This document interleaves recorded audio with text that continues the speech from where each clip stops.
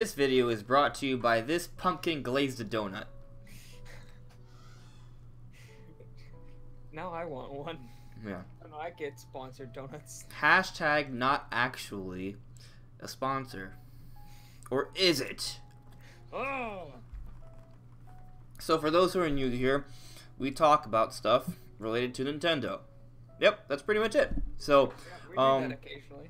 Yeah. So, this is Andres Restart.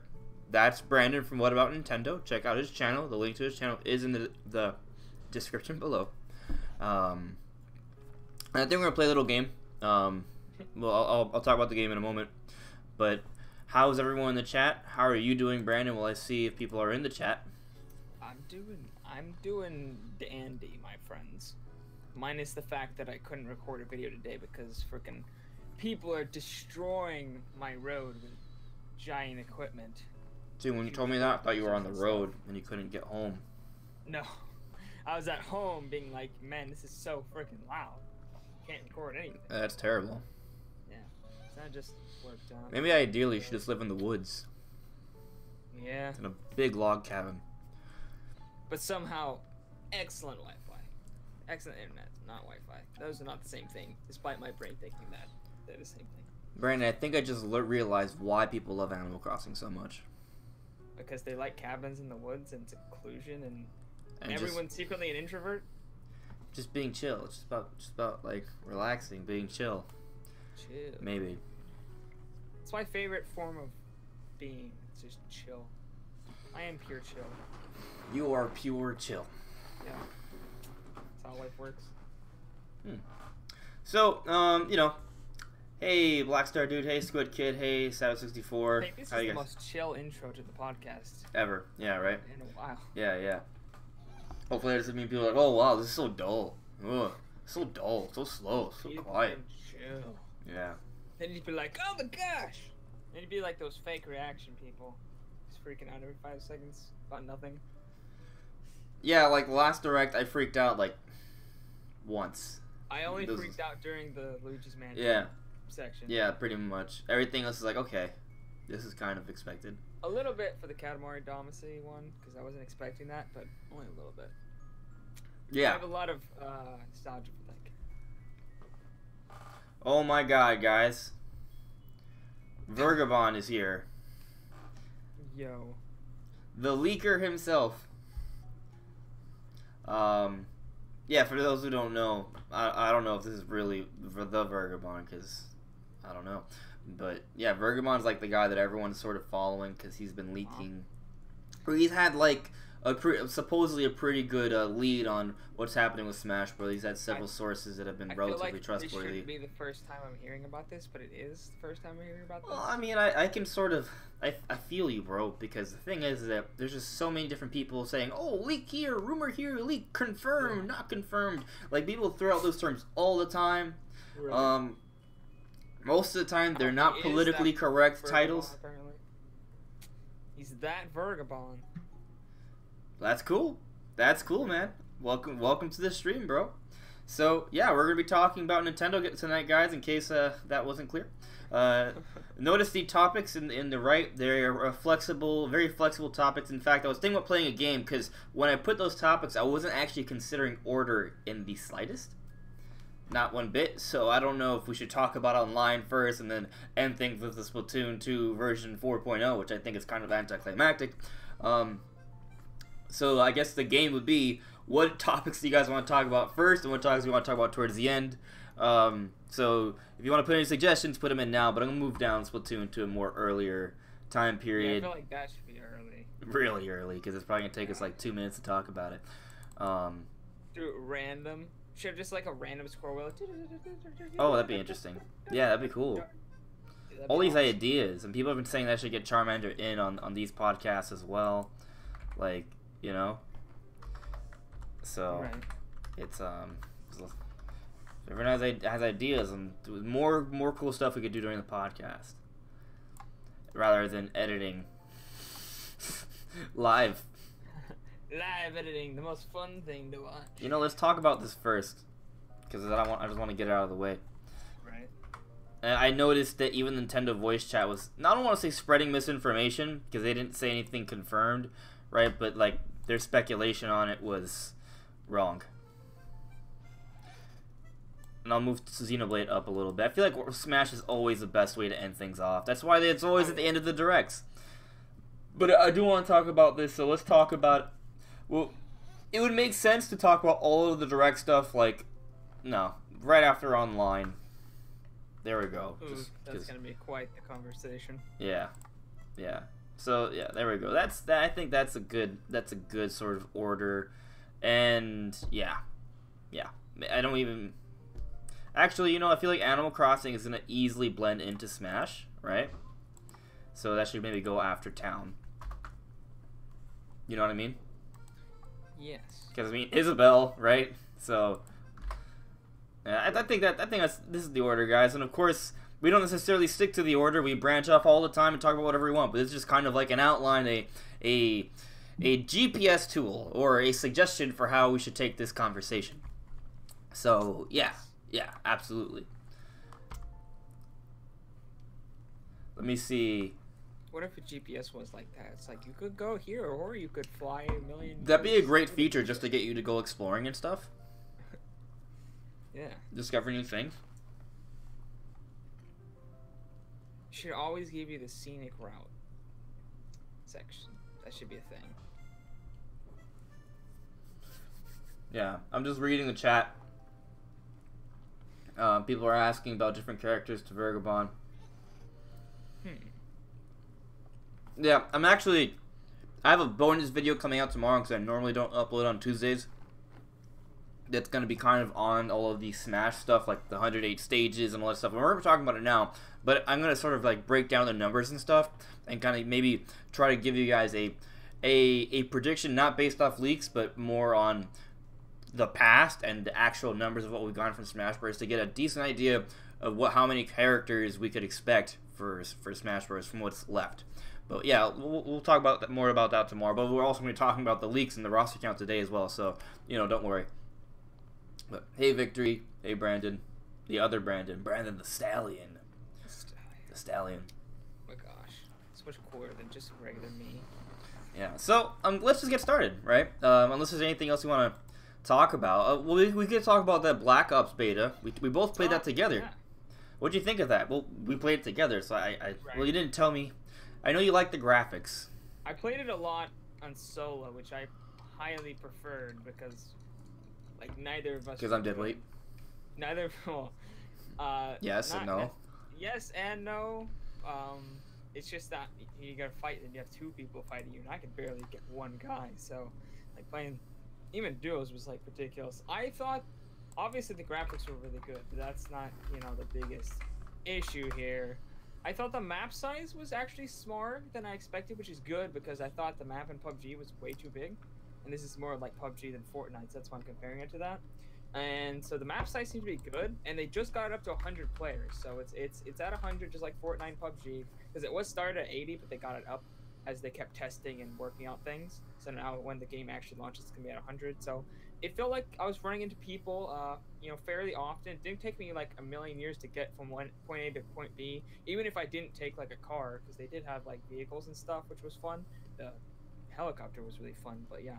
And I did think that was a little confusing figuring out what weapons do what and which weapons are better than other weapons, or like, I guess weapons aren't really, there aren't really weapons that are just straight up better than other ones like there is in Fortnite. So it was just kind of it was just weird because I didn't know what things did, and there's a lot of in-depth mechanics with what you can pick up. So if you're playing right away, you're just gonna be so confused. Like, you have to really learn what everything is. High learning curve just on what items do, which is strange. That's sucker COD. Yep. I'm pretty good at Halo. I don't really play COD, so. Yeah, I mean, I really liked the beta. And when we were playing together, when the zombies came out, that's when I was like, oh, this is hype. Like, that was so cool when the zombies came out. And then we went back the second time and they weren't there. So it feels like it's random, which is, I kind of wish that it was still a battle royale, but there was just zombies coming from everywhere, right? And so it's not just players you have to fight, but also zombies as well. So everything's just trying to kill you and eat you, and then at the end you're forced to work together. Like maybe there's like a giant little house in the middle where everyone has to like defend from the zombies as a team. How if there's 10 people left or 100 people left, then it'd be interesting. And then after that, maybe kill each other to see who wins, assuming you survive the final zombie wave. I like the idea that we've been talking about for like a Zelda like battle royale or Splatoon battle royale. Nintendo could make a really cool battle royale. I like because we were talking about that a bit while we were playing Fortnite or something, and I thought those were some good ideas. I would enjoy that. But I feel like Nintendo's just been like, nah, it's too mainstream. We're not gonna do it. I just made sure. I think your audio was a little bit on the low side, so I just raised it. Thanks to I turned Sean myself for pointing up it on out. my side. Well, it was my end. Well, it was my end because OBS desktop audio was lower for something else I was doing earlier. So yeah, my bad. Well, I turned it up on my side. You turned it up on your side. I might be too loud now, guys. Let me know if I'm too loud because we both turned each other up. You sound fine to you. Okay, cool. It should be fine then. Hey, Jared. Hey, Sabbath. Oh, hello, Snowy. Yeah, but who's Chrono? Chrono from Chrono Trigger. Yeah, Chrono. Boy, Chrono. So, like, have you ever seen like those pieces of art that look like a Dragon Ball character that has a dude with like red hair and a sword? That's him. Chrono, I'm pretty sure it was drawn by Akira Toriyama, the creator for Dragon Ball as well. So, yeah, it's really cool. And Chrono Trigger is like universally held as like one of the best Japanese RPGs ever. Well, just RPGs, period. Yeah. Especially during that time on the Super Nintendo, it was like crazy. So, yeah. He'd be pretty cool to have, I guess. Cool. Thank you, Sean from Monolith Gaming, for notifying me about the minor. Well, hopefully it was a minor audio issue, but yeah. So I kind of like the beta, just being able to play that. I guess maybe you'll consider getting this game. We'll see. But yeah, let's actually jump into an actual topic now, though. So Brandon, when you saw that Splatoon trailer during the Nintendo Direct, what did you think? What did you make of it? I made a whole bunch of I have no idea what's happening. So I was just like, what is this? What does this mean? I'm like, okay, there's hairstyles or something, a new stage. Is that what that is? At first, I thought it was like a new hub area because there was like signposts and stuff, and people just seemed to be chilling. So I was like, oh, maybe it's a new hub area, but it's just a stage apparently. So I was just confused. I didn't know what the hell was happening until like the very end, and I was like, oh, it's not as cool as they're trying to make it out to be. Yeah, so let me see if I can go to the Tumblr page to sort of read some things off. Because here's the thing. There's one point during that whole Splatoon trailer where they said times 100. And people were like, oh my god, 100? 100 people? Battle Royale? Battle Royale in Splatoon? Is it real? Is it true? And even like the guys on the Nintendo voice chat, right, from IGN, were like, oh, this could be maybe Battle Royale in Splatoon, finally. It's not. It's not even close. Just gonna put that out right there. It's official information. I'll show you. If you go to their Tumblr page, what they do tell you at the very end, what is it? Splatoon Squid Research Lab. There we go. Oh yeah, I used to follow that actually. I don't anymore because I use Tumblr. Let me see. Splatoon. Yeah, they talk about it. Let me see if I can find the part where they literally say what it is. I'm on the Tumblr page right now. Yep, right here. Pro mode is for those who want to go solo and push themselves to the limit. In pro mode, you are judged on your Splatfest power. Raise it high enough and you can make it into Splatfest Top 100. In this mode, you increase your clout by beating the opposing team. You get more clout for beating teams with the highest Splat power. In addition to the above, 10 times battles will be added in both divisions. These are rare matches that will occur if you are lucky, and if you win, your contribution points will be multiplied by 10. And believe it or not, there is a rumor that there's the super rare 100 times battles as well. So what basically 100 times battles, just there's a 100 times multiplier for improving stuff. Like that's what it is. So I mean, times XP bonus. Yep, I guess so. So it's not 100 people, it's 100 times multiplier. So that's what it is. Oof. And you guys can just literally go to the Splatoon US Tumblr, and they will tell you. I just Google Squid Research Lab, and it comes up. and you can check out all the updates. And basically, they've detailed a lot of what they're doing for version 4 for Splatoon 2 already. So, yeah, nothing groundbreaking, but I mean, it's still good to see they're supporting the game past a little bit, at least a little bit past this paywall for the online. You know what? This would be a great way to segue into the online. Oh, that was an accident. I didn't realize the online was actually scheduled to be right after. Was there anything else you want to say in regards to Splatoon before we just jump into all the online stuff, which will probably still have some Splatoon things to mention as well? I think we should jump in. There's really not much happened with the 4.0, so... Yeah, so, yeah, let me see what you guys are saying in the chat, and then we'll jump into the next topic. I know a lot of people want Shantae. That would be cool.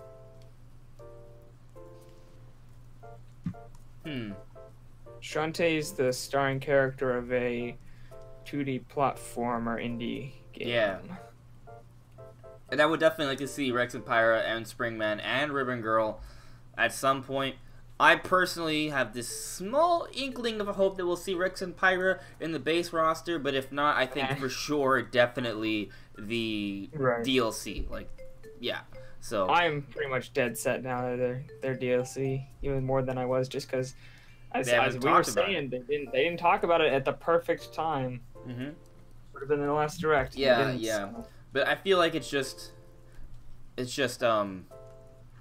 feel like Rex and Pyra are just inevitable.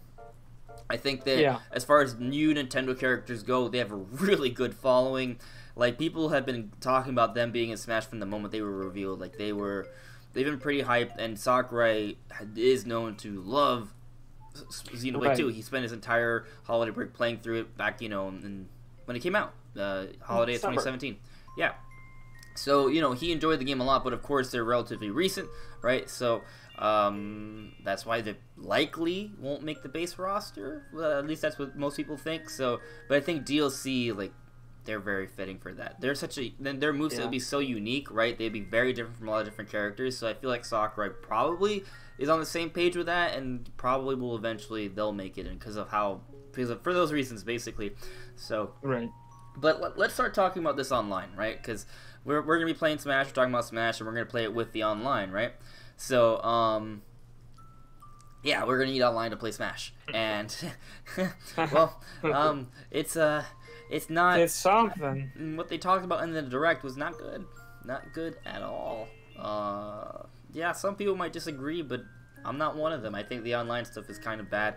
Like, I guess if you look at it as on an individual basis and you don't consider the competition, you just, like, I guess it is worth $20 a year to have NES games, on for, like I guess like a service to play NES games that go online that's constantly, well, not constantly updating little by little, month by month, right? Like, that alone, I guess, is kind of worth it if you're into it. But if you're not into NES games, is this worth it?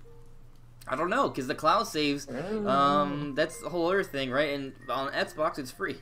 So, that's the other thing. On Xbox, it's free, right? And then people pay $60 a year for something else. So, and the cloud saves on Nintendo are worse from what we've heard so far. Like, not every game is cloud savable.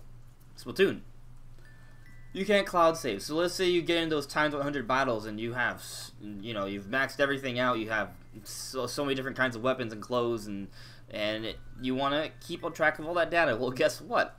If you buy Nintendo's online service, you will get access to cloud saves, but not on Splatoon 2. And then, if your Switch breaks, you're done. There's no way to back up that data. You're just done. So that's kind of unfortunate. If there was another way to back up data, I don't think people would be complaining as much. Right. So, but there is no current way to back up data for Splatoon or Pokemon Let's Go or Dark Souls Remastered on the Switch. So that's kind of the big problem here. How do you feel about this, Brand? Do you think it's a big deal, or are people sort of overplaying it here, or is it as worse as people are saying? It's pretty bad. Like, I know, like, of people who have over 1,000 hours in Splatoon 2. They don't want all that save data just gone. Like, what if you drop your Switch, like, and it breaks, or maybe you get dropped in a puddle, and it short circuits, and something happens. Apparently, thwomps just fall on your Switch all the time, according to the direct. something happens and it's just like, well, there goes my 1,000 hours of Splatoon 2, gone, done, can never be recovered ever. Maybe it's a good thing. If you're putting in 1,000 hours, maybe we should move on to something else. You should move on. People don't want to move on. Hey, man, there's 1,000 hours. Well, I shouldn't say that, because I mean, I've definitely, if you combine all the hours I've put in for the different Pokemon games, I'm sure I have a few thousand hours. So, but I can't think of an individual game that I personally have clocked more than 1,000 hours into. However, I do have friends who have maxed out their clocks in their respective Pokemon games. I think it maxes out at like 999 hours or something. So yeah, it's, oh my gosh. Yeah. What is there even to do after? Well, the thing about Pokemon is that the reason why people put so much hours into it is because you breed different kinds of Pokemon. You want to breed Pokemon with really good stats, and then you train them up and you create all these different kinds of teams. So you could have boxes and boxes of minor variations of the same Pokemon. And, you know, that takes a while. It's time consuming. So you're constantly, and you want to come up with a slightly different moveset, right? With a different ability. There may be some moves that they can only be learned if it's like an egg-based move from its parent. So you have to rebreed a whole different line of Pokemon. And so basically breeding, EV training, just to get different kinds of like Pokemon and variations and sets and teams like that becomes what you do once you're done with the game, right? Like, so if you're into just creating Pokemon teams in battle, like that's what'll take up the bulk of your time, just breeding and training. I clocked 700 hours into the original Splatoon, and the only reason I stopped is because my gamepad for my Wii U broke. So I probably would have clocked over 1,000 in that. So the original Splatoon on the Wii U. Did I say Splatoon 2? I might not have. I don't know. Anyways, you know what I mean. Yeah.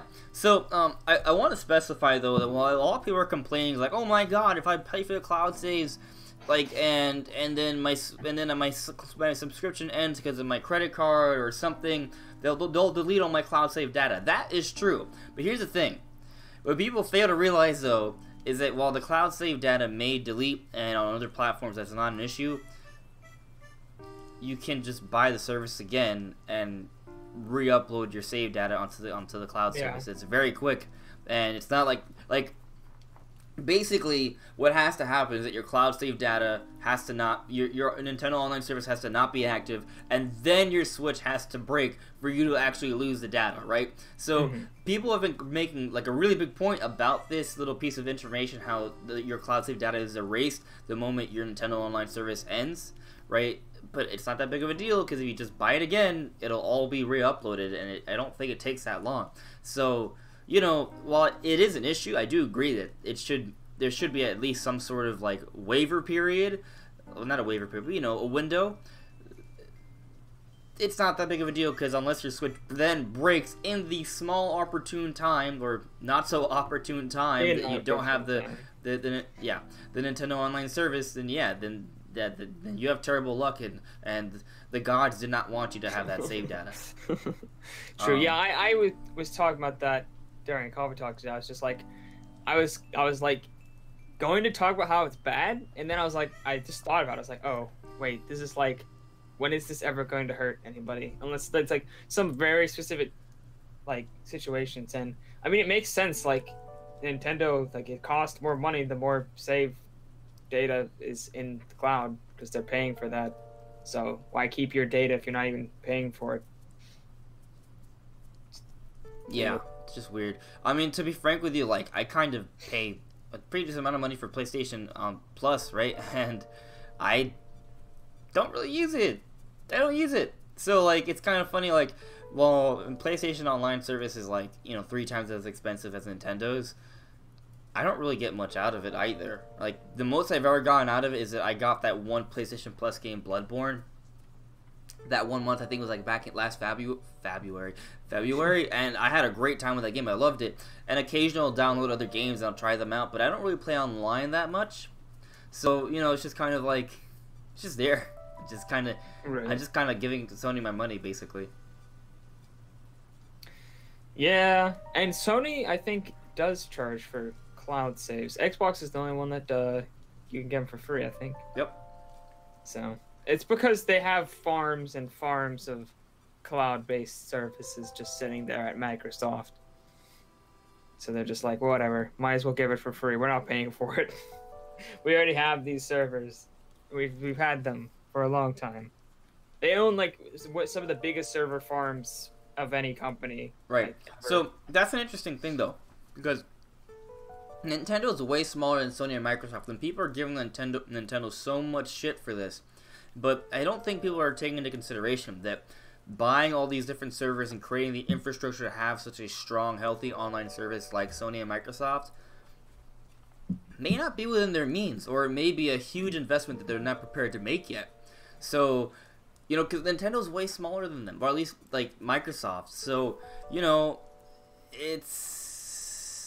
I kind of understand it to in that extent, but yeah, there's still some bonehead decisions. Yeah, there's some decisions that they could have made even within that could have been way better. Like voice chat, for example. Like, there's nothing stopping them from just making every game be able to play voice chat on your Switch.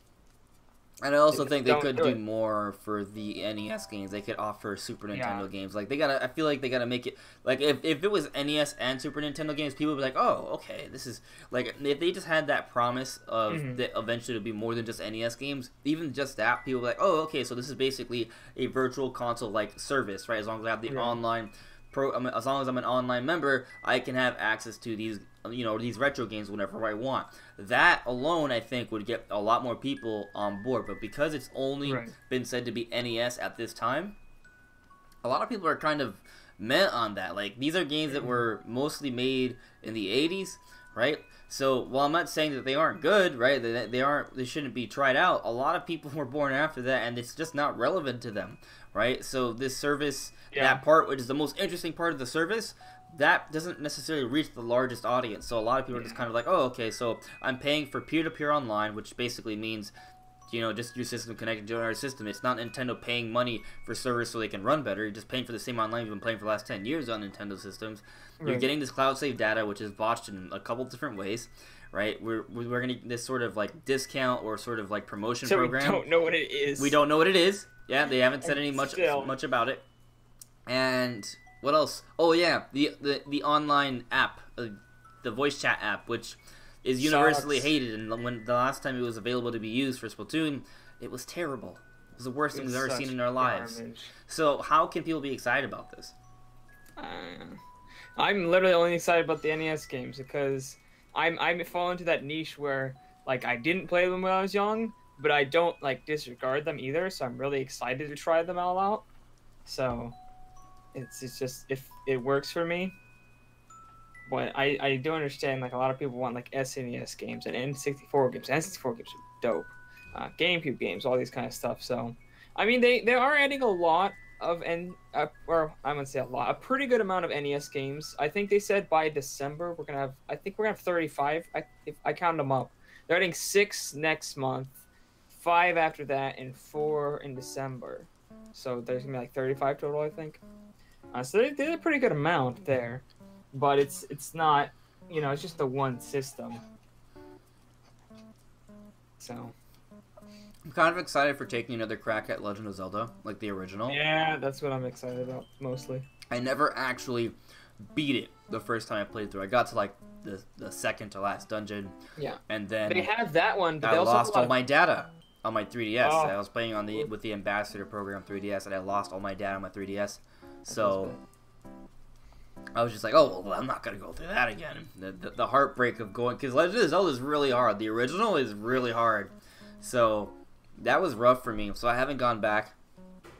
And maybe I'll go back when I finally download this online program. But I'm not going to download it immediately because I don't play online games all the time. Like, basically, I'm going to pay for this online service when I decide that I need to. Like, it's going to be on a random day when I'm like, oh my god, all my friends are playing Splatoon.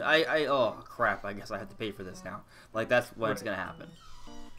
Yeah. That could be a year from now. Well, I'll probably get it when Smash comes out because I doubt I'll be playing Splatoon. Well, I don't know. When we played the other day, I was actually kind of like, oh my god, I'm getting better at this. Maybe I should play more. Right. I kind of like the football game. 1 month just so I can try out all the NES games because I want to do a lot of videos on it. Just trying out different NES games I've never played before and seeing how I enjoy them. So I'm going to try it out for that. But yeah, I don't think I'm going to buy like a full year until like Smash probably. maybe a little bit before then, because I do a lot of Mario Kart and Splatoon streams. But I'm definitely going for that family plan. Try to get as many people in on that as possible. Get it cheap as possible. Because I ain't trying to pay a full $20 for the service when I don't have to. But yeah, for me, there's also... The cool thing that I saw was... Well, it's cool and it's not cool at the same time. It's interesting. A lot of the games that they're adding are SP versions of the same game. So like Super Mario Brothers SP and Zelda SP. So there's kind of the same games, but like Super Mario Bros. Has like a bunch of different levels, different items, and different enemies as well as on top of what the original game has. It's like a remixed version of the same game almost. So that's really cool.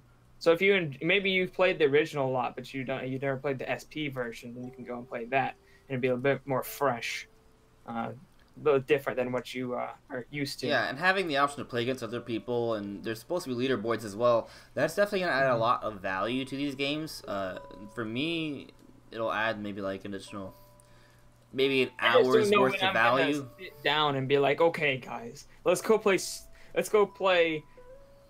What games even are there? Hockey? Let's go play hockey in For tennis 1987. online. Let's go.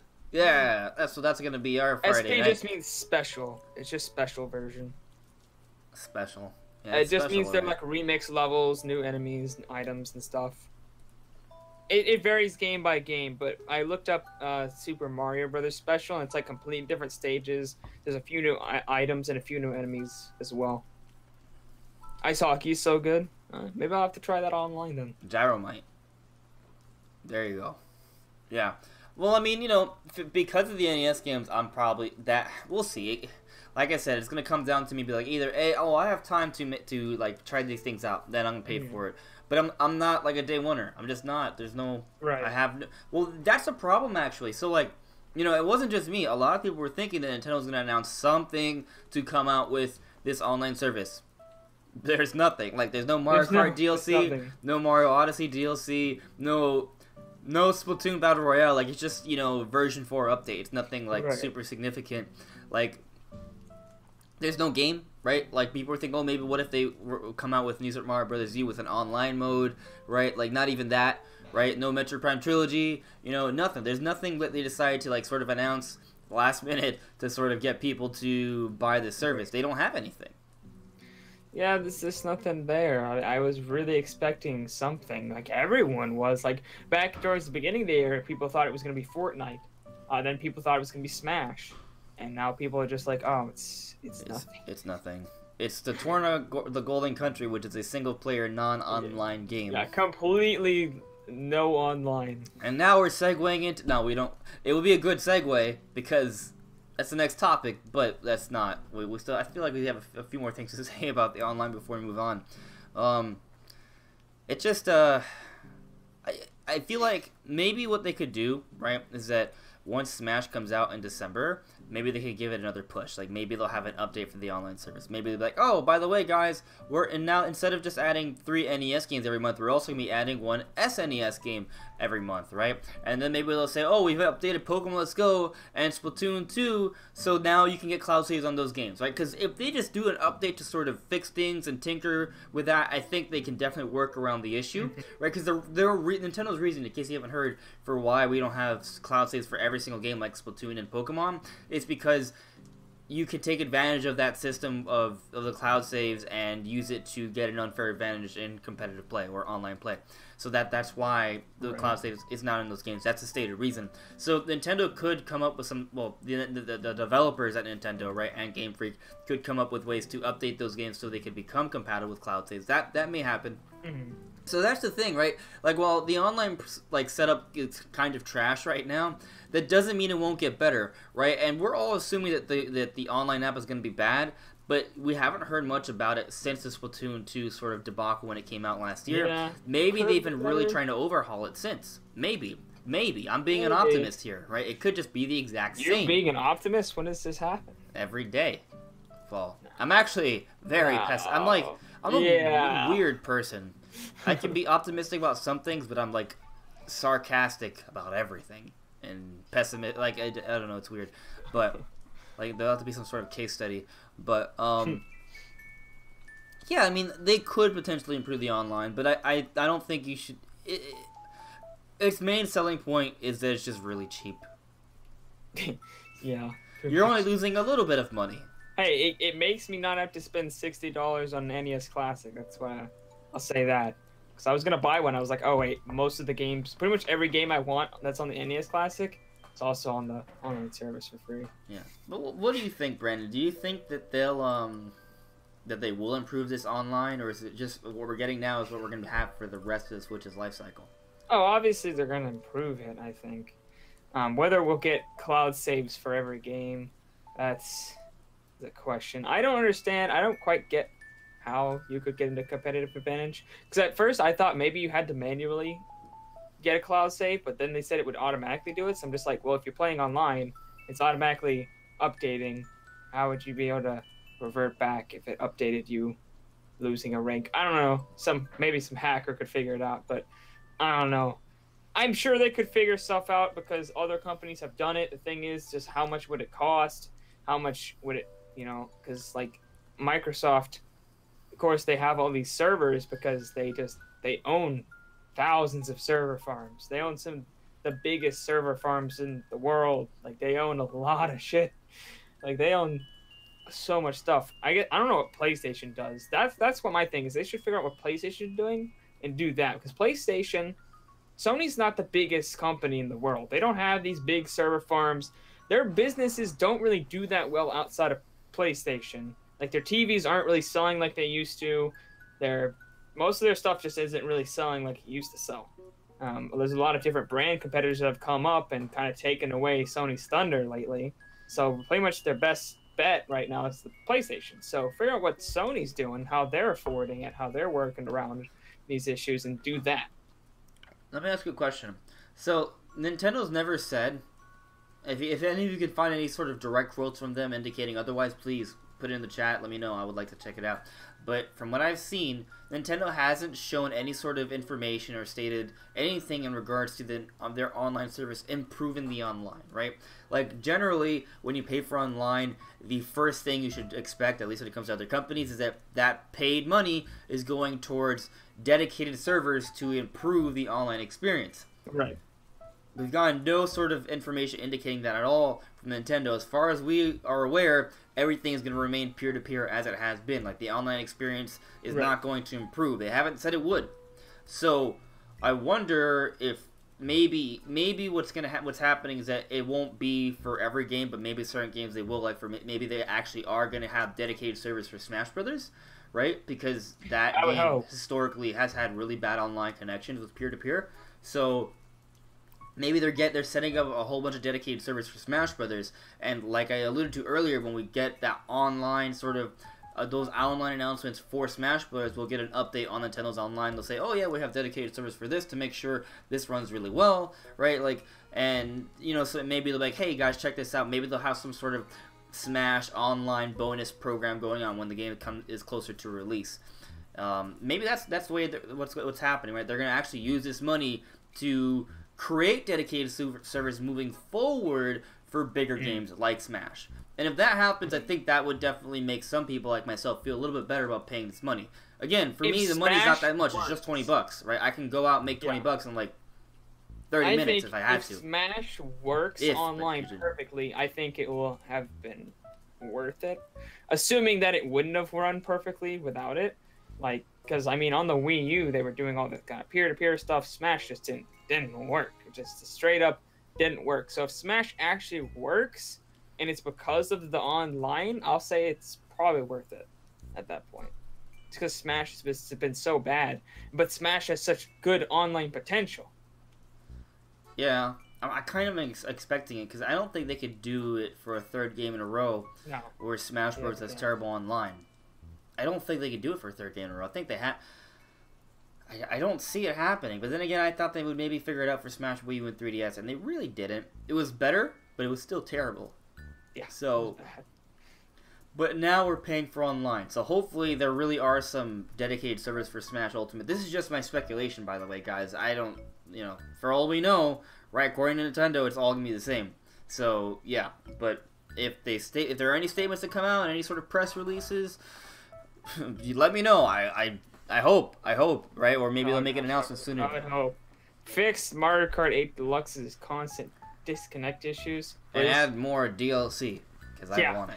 Jeez. That's why. How hard is it to add more DLC to get people hyped about playing Mario Kart Online so they'll buy the service? Well, I mean, they probably have to get the dev team back together and make tracks. So, I mean, I'm not saying sure, but like... It's not something I could do. No, but it's something that they should have thought about. They should have had something planned.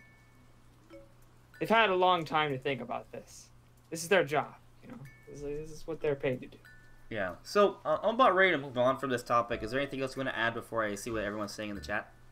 I'm good. Okay. Pretty much speaking my mind. See what you guys are saying. I love F-Zero.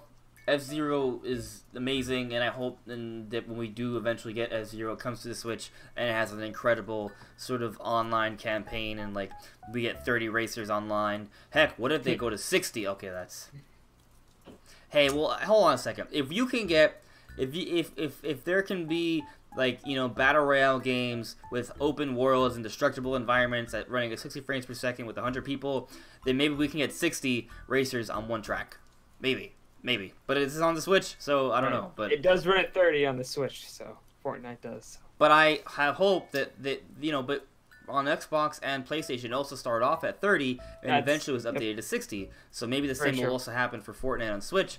And that's not a game that was built for the Switch, right? This is F-Zero, which is probably going to be made by either Nintendo representatives and some sort of third party that's really competent, or it's going to be made in-house, right?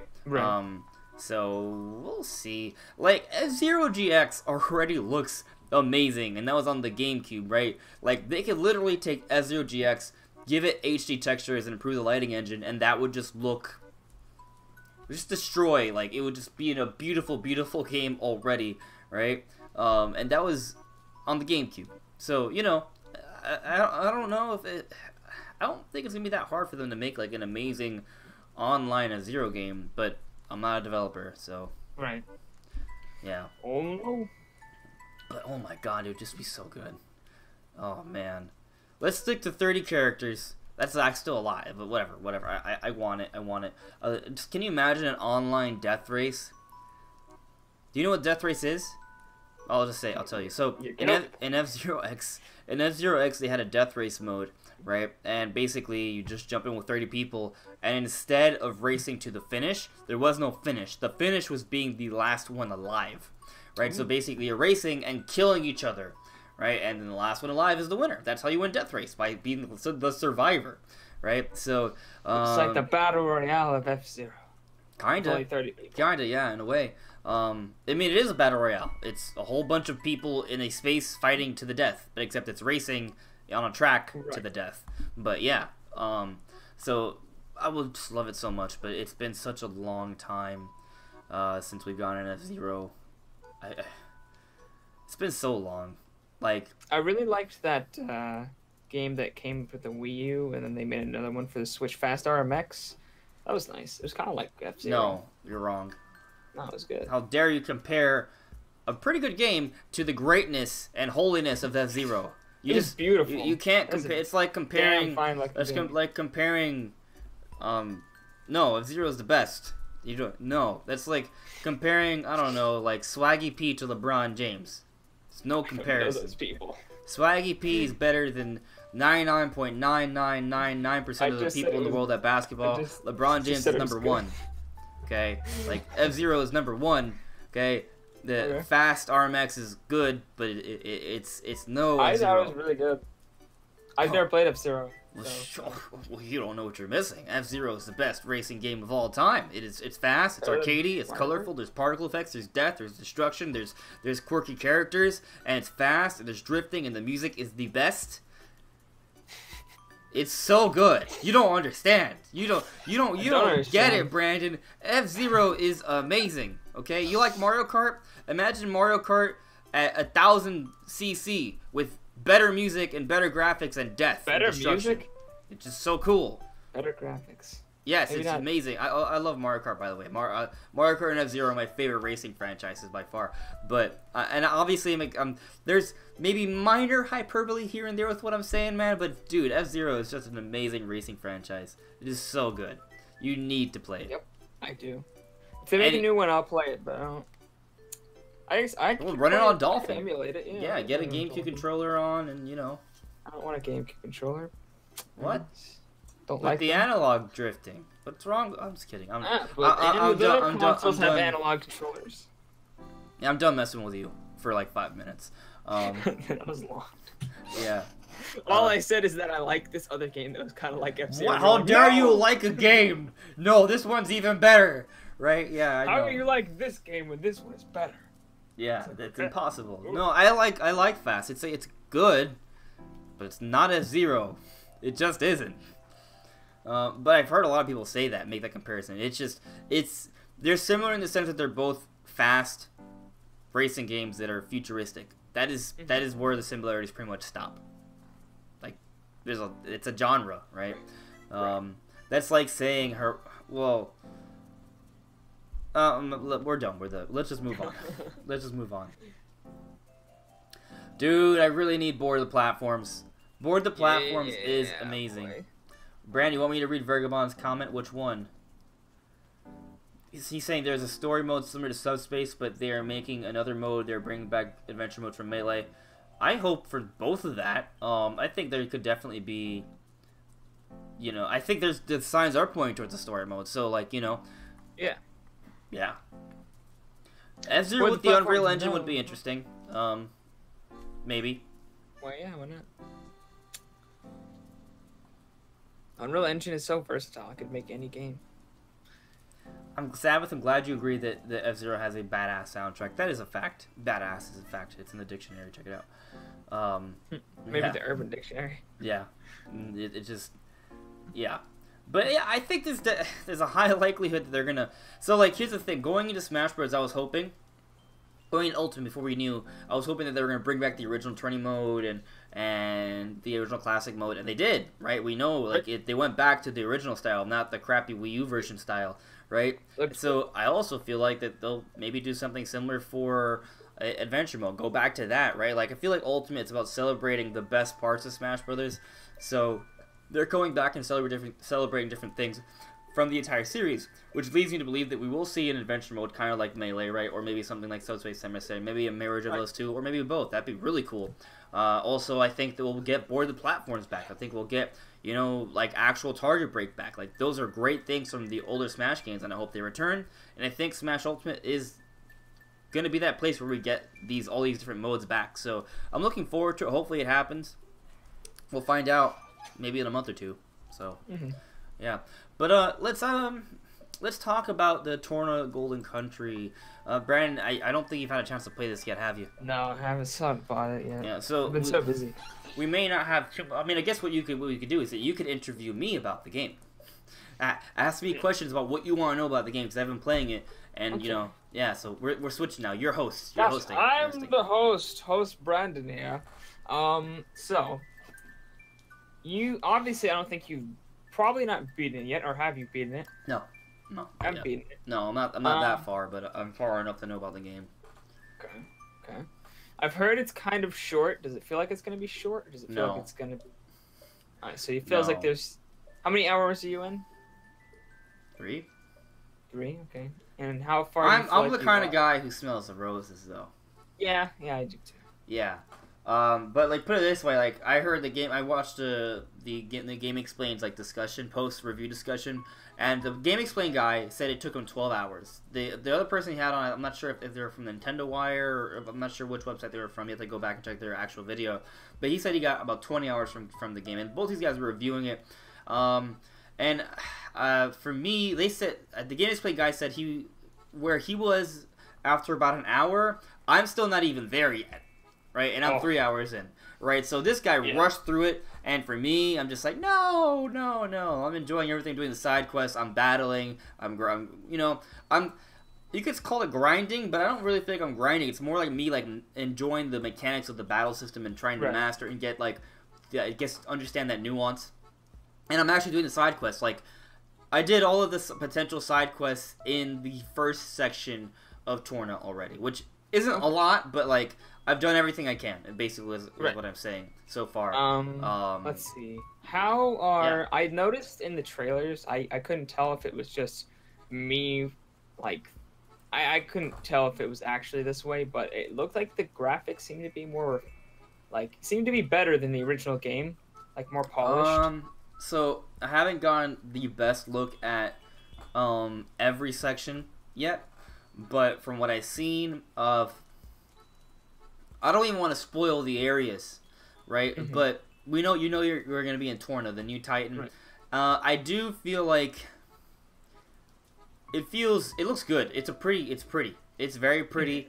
It looks like Xenoblade. I haven't noticed. So when I played Xenoblade 2 back when it first came out, I noticed a lot of little like processing errors. Like sometimes the textures would pop in late and things like that, right? And I felt like the frame was a little stuttery.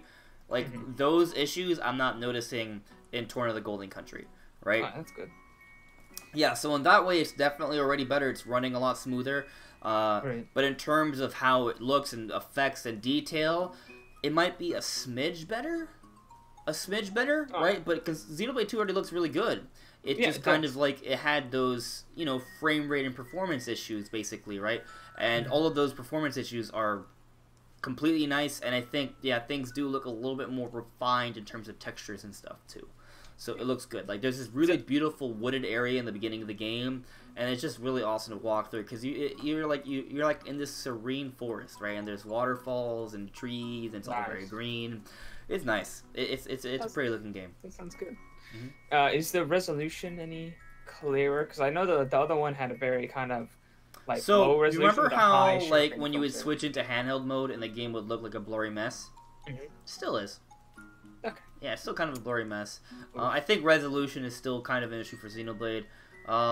It doesn't look as it looks good to me on the television, but when I switch into handheld mode, it still takes that a noticeable hit, right? It does. It takes a little getting used to when you switch to handheld mode still, but in actual docked mode, the game still looks pretty crisp to me. I don't know what resolution it's actually running at though, so take that with a grain of salt. But it looked crisp to me. I didn't notice any drops, right? Yeah. I'm wondering if it's yes though. So I'm wondering if it's because they use the same engine as X, which isn't very well optimized for the Switch. Like a lot of the Wii U engines just didn't transfer well, which is why Breath of the Wild had so many issues. So I'm wondering if it's because that, and they don't have as big a development team as the Breath of the Wild team is huge. Well, they helped out with Breath of the Wild, actually. Yeah, they did. Yeah, so they spent a lot of time working on that. They didn't have time to fix their own issues. So I'm wondering if that's kind of the reason why that it's it was having issues at first, but it seems they got it a bit more ironed out, a bit more. Work with the Switch a bit better. Let's see. How are the mechanics? Are they any different than? Because I heard there were some differences between the mechanics of the original. Yeah, I'll talk version of the about game that. and No, the DLC. just want to specify that as I'm estimating that the game's gonna take me about 20 to 30 hours to beat. So just to give a number based off where I'm at and what I've heard from other people, I think I'm gonna get close to 30 hours. I may even exceed that if I really go ham on all the side quests. So. But that's just my estimation based off how much I've played and from what I've heard. But you're now asking about the mechanics of the game, right? Yeah. Like the fighting engine and stuff. Yeah. So I'm kind of waiting to get the chain attack part going because that's where things really take off for the battle engine in Xenoblade, right? But I guess what's different is that instead of switching your blades, which all that does is change your weapons, you're still the same fighter. The way it works in this game is that instead of switching your blade, right, to change your actual weapon in hand, right, what happens is that you actually change to your blade, like the actual character. So you fight with a whole bunch of different characters this time around. So what that means is that within your actual party, you can swap out being able to use different kinds of arts, right? So that's really cool. And the thing is, switching itself is a mechanic in the game where you can actually do some sort of technique. So for example, the first two characters you gain access to, right? Laura and Jin. Is it Jin? Yeah, probably. Yeah. So Laura can do a break, and then if you switch into Jin, he topples as he switches in, right? Oh. So yeah, it's really good actually. And the thing so there's an actual switch art, right? So it's not just the arts that each character has, but it's also a switch art. So as they switch, they can do something. But also the value of that is that in this game, you know how like in fighting games when you take damage you have like a red bar that's like life that can still be recovered, like that's in this game as well. So when you switch out, right, you can recover that energy, some of the health that you've lost as well. So it's encouraging you to switch to sort of balance out your life. Of course, there's still other ways to heal, like in Xenoblade, like getting potions and actual arts that heal. That's all still in the game as well. Right.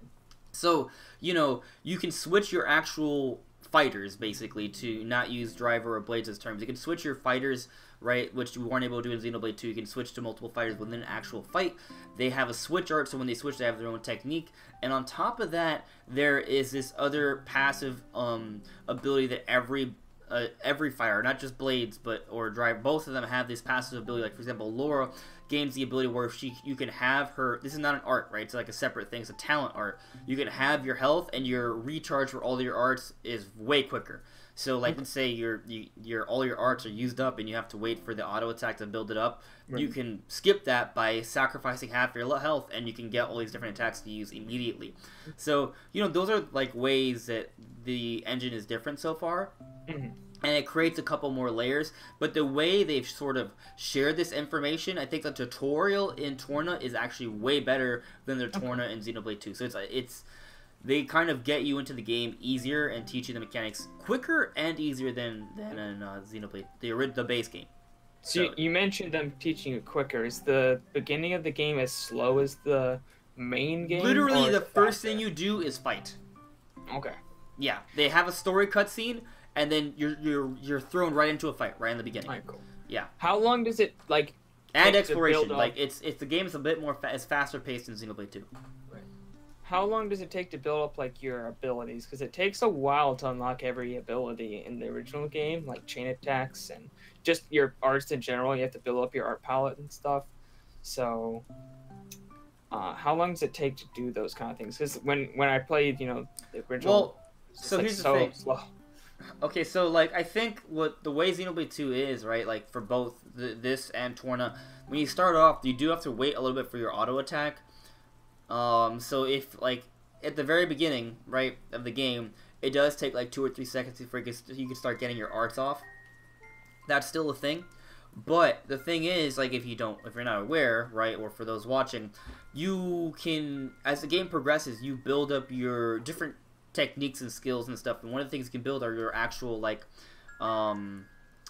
skills. You can build up different skills. So what you can do very quickly is you can open up some skills so you can have your arts available from turn 1. Like the moment you start the fight, you have arts available to you. So as you progress throughout the game, you will obtain different skills and techniques that can raise your auto attack or have your arts available immediately.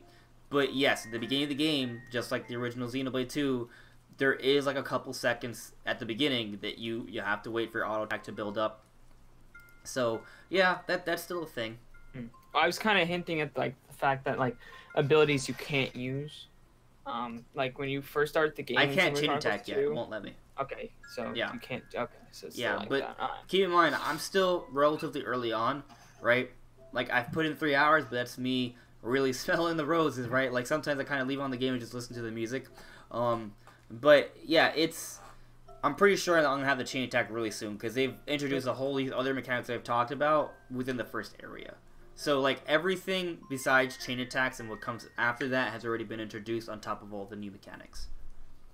How fun are the actual side quests to do? Are there a lot of fetch quests? Or are there more story-based ones? Or So more what I've done ones? so far, there was one where I actually had to go find like a hidden area under a waterfall and fight enemies, and I got treasure. Another one where there was this dude that there was like wolves on a bridge.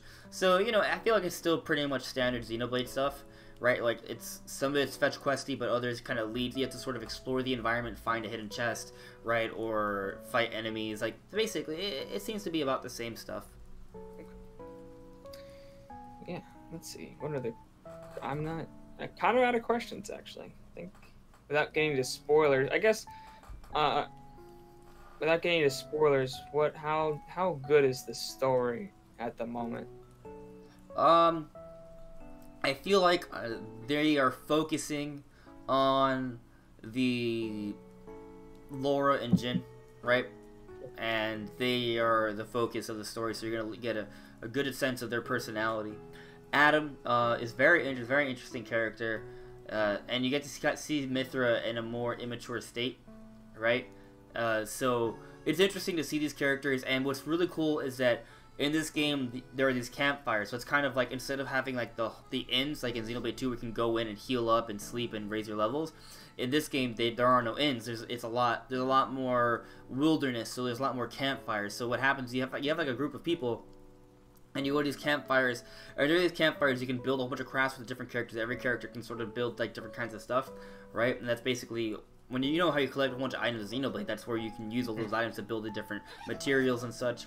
And at the same time, you can also you can sleep, right? And then when you sleep, you can raise your levels, right?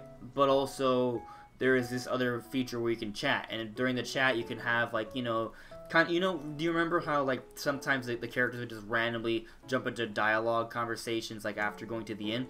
Basically, you do that every time you go to a fireplace, and you have the choice to do it. You don't have to do it, and there you get even more background for all these different characters. So you have like a troop of people who are banded together to go fight Malus, and you get a whole group of people really quick, and you can see them all interacting with each other. So I feel like this story is a bit more streamlined, right? So you're not going to maybe get as much time to see all the side characters, right, from what I've seen so far, but I feel like the story that's there is high quality, and it does go into depth with the main characters. A final question that I have is how fun is it to actually just run around and explore the world? Because I felt like a lot of the areas in Xenoblade, some of them were fun to go and explore, and there was things to find, but some of them you ran around and there was just kind of like nothing there. So how is it the actual exploration? Like I said, I'm still early on, right? I haven't seen all the different areas, but what I explore, at least with the first area, there's a lot of enemies, a lot of items, there's some hidden areas, there are people that you talk to and do side quests for. That's pretty much it. Like, there are several story beats as I explored that area. So, if anything, I would say that the areas are slightly more carefully constructed, so there's less random like falling down and be like, oh my god, how do I get back up, or stuff like that. Right. Yeah, that was an issue I had with the original. Some places you're just like, how do I actually get up here? It was like some really convoluted ways of how you actually get around sometimes. I would say it's a little, from what I've seen so far, it's more streamlined. It's all a bit, it's not small, but it's a little bit more direct. Okay. Yeah. From what I've seen. So, there could be other big open areas. You're just like, oh, what do I do? Right? But so far, so good. Yeah, so let's see what everyone else is saying. Several different things to address here. Yeah, Isabelle isn't an Echo, but she is very clearly based off of Villager. So what that means is, like, for example, Dr. Mario is not an Echo, right? Pichu is not an Echo, right? So there are Young Link, not an Echo of Link. So there are characters, and they're more of the original ones, that aren't Echoes. Like, but her moves, from what I've seen, like, she is taking moves from Villager, but a lot of them, their properties have been changed dramatically. The animations have been changed dramatically. So there's been so much change put into her that I can see why she isn't an Echo, right? She has some clonish tendencies, but she's gonna feel pretty different, right? Probably more different than even Dr. Mario, but she is in that sort of frame set where like she's kind of clonish, but not actually an Echo, not officially. Yeah, I would agree. Which to me is a good thing, because I don't think they needed to change her dramatically, right? But I understand that an Echo might have been not doing her full service, because she needed a bit more of a dramatic change. And I feel like the same could apply to Dixie Kong if we get Dixie Kong, because for Dixie Kong, she could very obviously be similar to Diddy Kong, but there are some things that would have to be different. For example, Dixie Kong would not have a peanut gun. She would not have jetpack. She has her hair. Her hair would have to be her main mechanic. But if you change around a couple of the specials, change up the properties and the animations, all of a sudden, even though Dixie Kong may be based off Diddy, she has enough changes where she could feel like actual, if it would feel like fair representation for Dixie, right? And maybe that would be enough for her to not be considered an actual Echo character. So I agree. Yeah. Yeah, I'm glad that they didn't make Isabelle just a straight up Echo, because I was kind of thinking it'd be really like weird if she did a lot of the things. Like, this is a point I made in one of my videos talking about a leak, where she was going to be an Echo, and I was like, I don't think she feels like she should be an Echo. I feel like she should have different moves, different animations, feel different from Villager, and A lot of people hated on me for that one, so I'm glad to be like, oh yeah, look at that, guys. Sakurai agrees with me. Take that. Not an Echo. Yeah, it's interesting. Yeah, like for example, I remember when I was saying that, oh yeah, Chrome's probably gonna be in the game. People were like, no, that's not gonna happen. It's like, I feel like it is, and sure enough, Chrome's in the game, right? So but you can't always be right either. So when you're wrong, you're wrong. But Gotta take that L. you gotta take the L, but also take the W's. You should take both. Relish those W's. Yeah, I could see. I actually am pretty fine with Chrom the way he is, Jared. So, like, I don't know if you've noticed, but Chrom, while he is officially an Echo, he's a bit more different than the other Echoes because his specials are not all based off of Roy. Some of his specials are based off of Ike as well.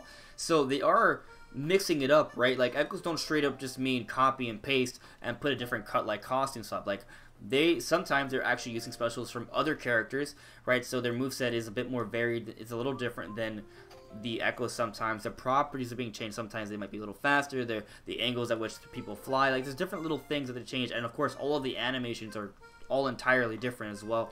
So, I'm personally fine with Chrom, but at the same time, I also was not a fan of that Fire Emblem game. Not because I didn't like it, I just didn't play it. So, I can understand if you feel like Chrom deserves even more than that. But for me, I think it's fine. Honestly, I don't really think we need any more Fire Emblem characters. Even though I do like Chrom because I'm currently playing through Awakening, he's a great character.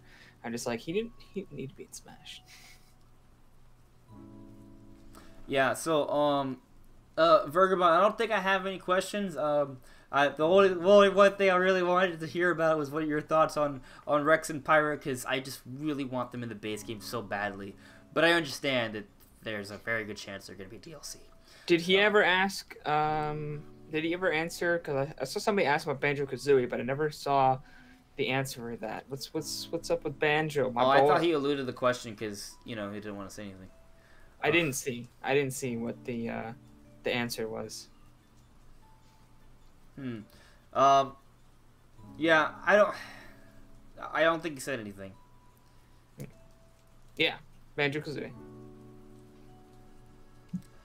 Caleb, I don't have Minoth yet. I don't think so. Also, about Shadow, I feel like Shadow could be kind of like an Isabelle sort of situation or a Chrom situation where, like, Shadow would obviously is a little bit different than Sonic, right? Maybe they could swap out one of Sonic's specials and give him the guns, one of the gun attacks from either Fox or Bayonetta, and change it around. Obviously, the animations, the properties, and there you go. You have a gun attack with Shadow, and it's still based off of Sonic, right? Like, and you would still be considered an Echo because all you have to do is change around one move slot, and that's it. You just take it from another character, just like what they did with Chrom. So I could see that happening. And they don't. I don't think they have to do too much to really make Shadow, like, feel fairly represented. It can still be based off of Sonic, and maybe those changes would be enough for him to not be considered an Echo. He could actually be considered like kind of like Isabelle, like a whole-on newcomer. But I think it's definitely they're gonna do some things.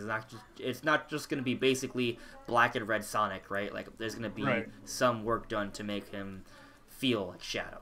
Yeah. All I know of Shadow is he just death to all who oppose him.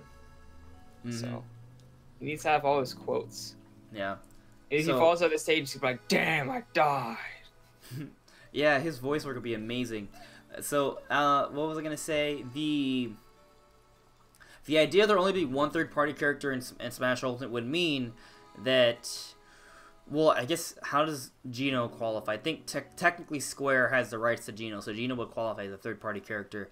So, you know what I could see? I could see Geno making it into Smash Ultimate, but maybe Banjo would be DLC, right? Because Banjo-Kazooie is hype enough on his own to sort of get people just to buy in on that. And on top of that, while the relationship between Microsoft and Nintendo seems really good right now, if you think about back in 2015, right, which is probably around where they were planning a lot of these different things, their relationship was not nearly as strong. So, maybe they weren't ready to make that jump then, but maybe they could now. But personally, I'd like to see both, and I have a feeling we could see both. I have a feeling we're going to see both in Smash. I hope for the base roster, but, If they come, they come, and when they come, they'll be here.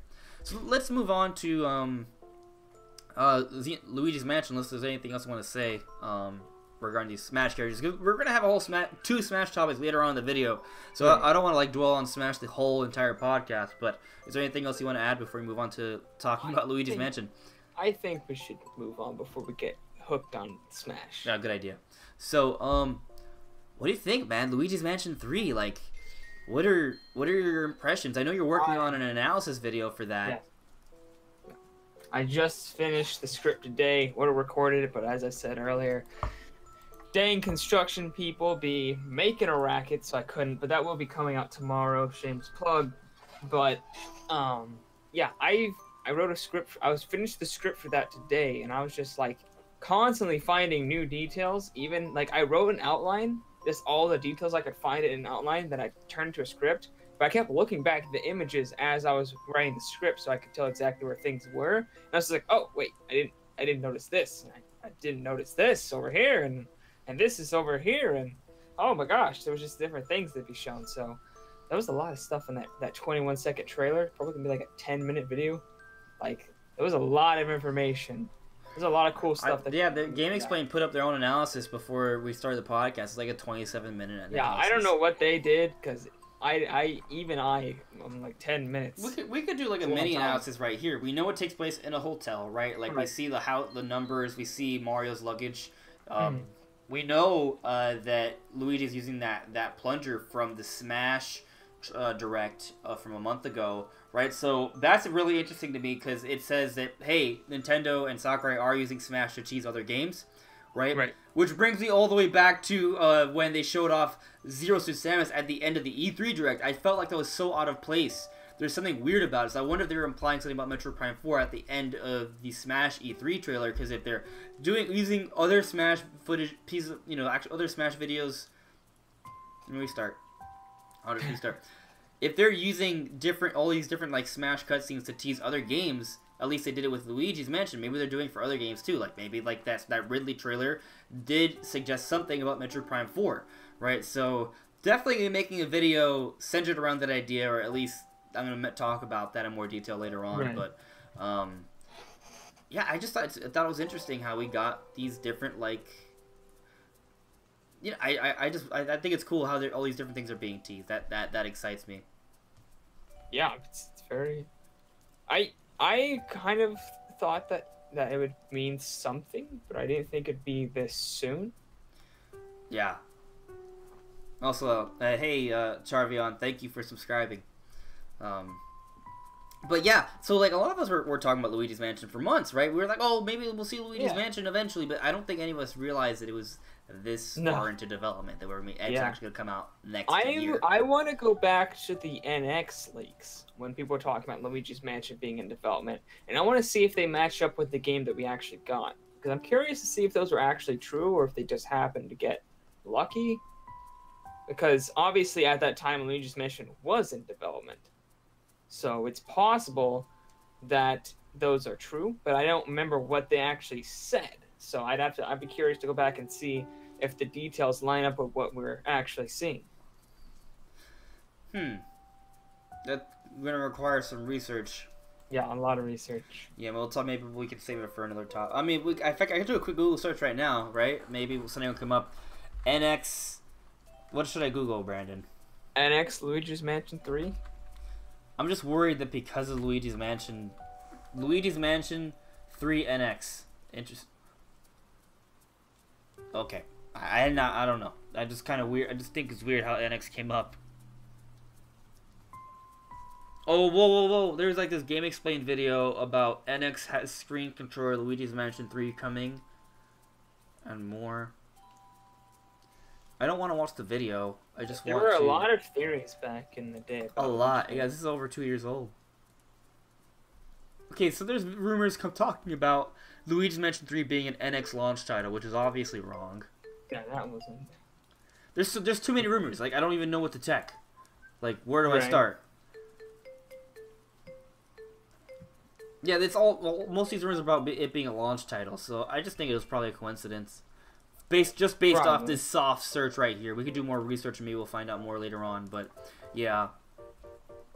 So what was I saying? I don't know what I was saying. No, I have no idea. But I see Samus is just brought up a Donkey Kong, because if that Donkey Kong footage, maybe the Donkey Kong footage was teasing something about a Donkey Kong game. Maybe. I don't think every trailer is necessarily hinting at a game, but possibly they could be. So like, you know, like the Simon Belmont thing could be teasing a Castlevania game, maybe. But I mean, it was definitely teasing Luigi's Mansion 3, so that's one thing. I'll say this though, I went back and watched the E3 Direct, and I noticed something. In the E3 Direct, Sakurai was in a room that had a rusty barrel and a wooden, like, rope ladder, right? And to me, barrel and wooden rope ladder go hand in hand with Donkey Kong, right? And then in the next Smash Direct, what was the big reveal? King K. Rool from Donkey Kong. So maybe you could say that's pulling at straws, but if you go back and look... That means Waluigi's going to be announced because the chairs. Well, I actually feel like those chairs are probably... The chair and pillow probably is more... has to do with Skull Kid than Waluigi. Yeah. Like, they're also the same color palette for Wario. Right, yeah, and it's like... Yellow's not really, like, a big color for Waluigi. It's, like, in his letter, but, like, his entire... Like, purple and blue... Purple and blue would actually be the colors for the Waluigi, right?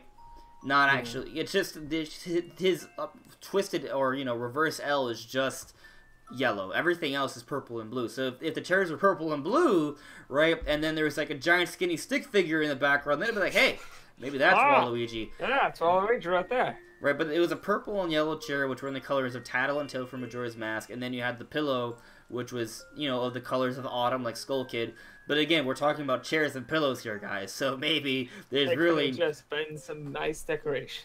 Yeah, but I'm just saying, though, go back to the E3 Direct, though, we saw a rusty barrel and a rope ladder. Those are very Donkey Kong things, right? Think about it. The original Donkey Kong, it was all about barrels and ladders, right? And they were...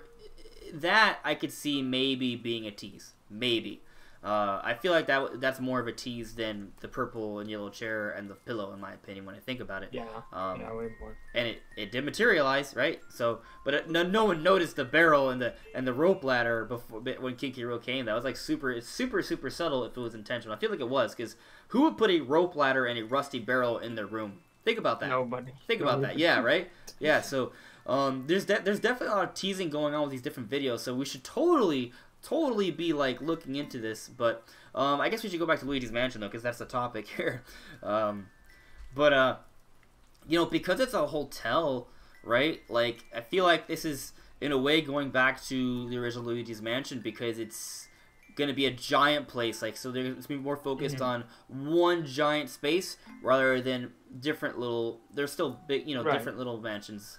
So it's more focused, right? And I think they could benefit from that.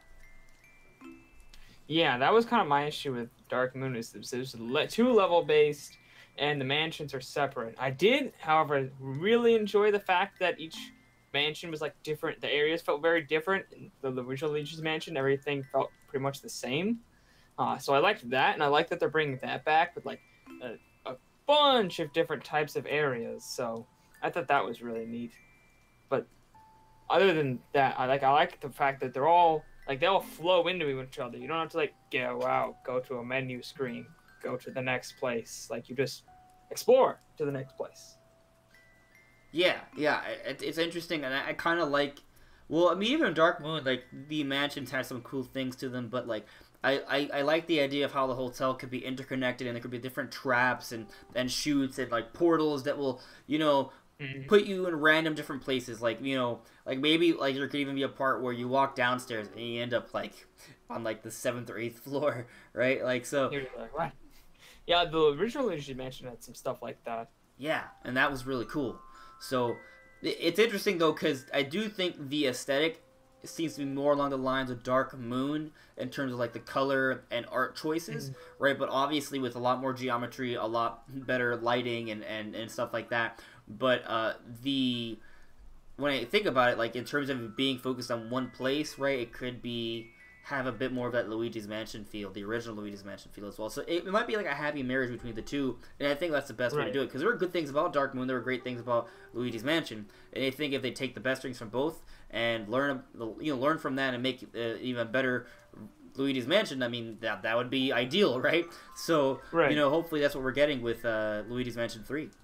Yeah, I know that the Dark Moon aesthetic is kind of controversial. In fact, there's people in the chat right now who some of them are saying like, "Oh, I don't like the Luigi's Mansion Dark Moon look." But for me, like, I love how Luigi's Mansion Dark Moon looked, and I love that this is like a super HD, like next gen version of that same art style, or a similar art style.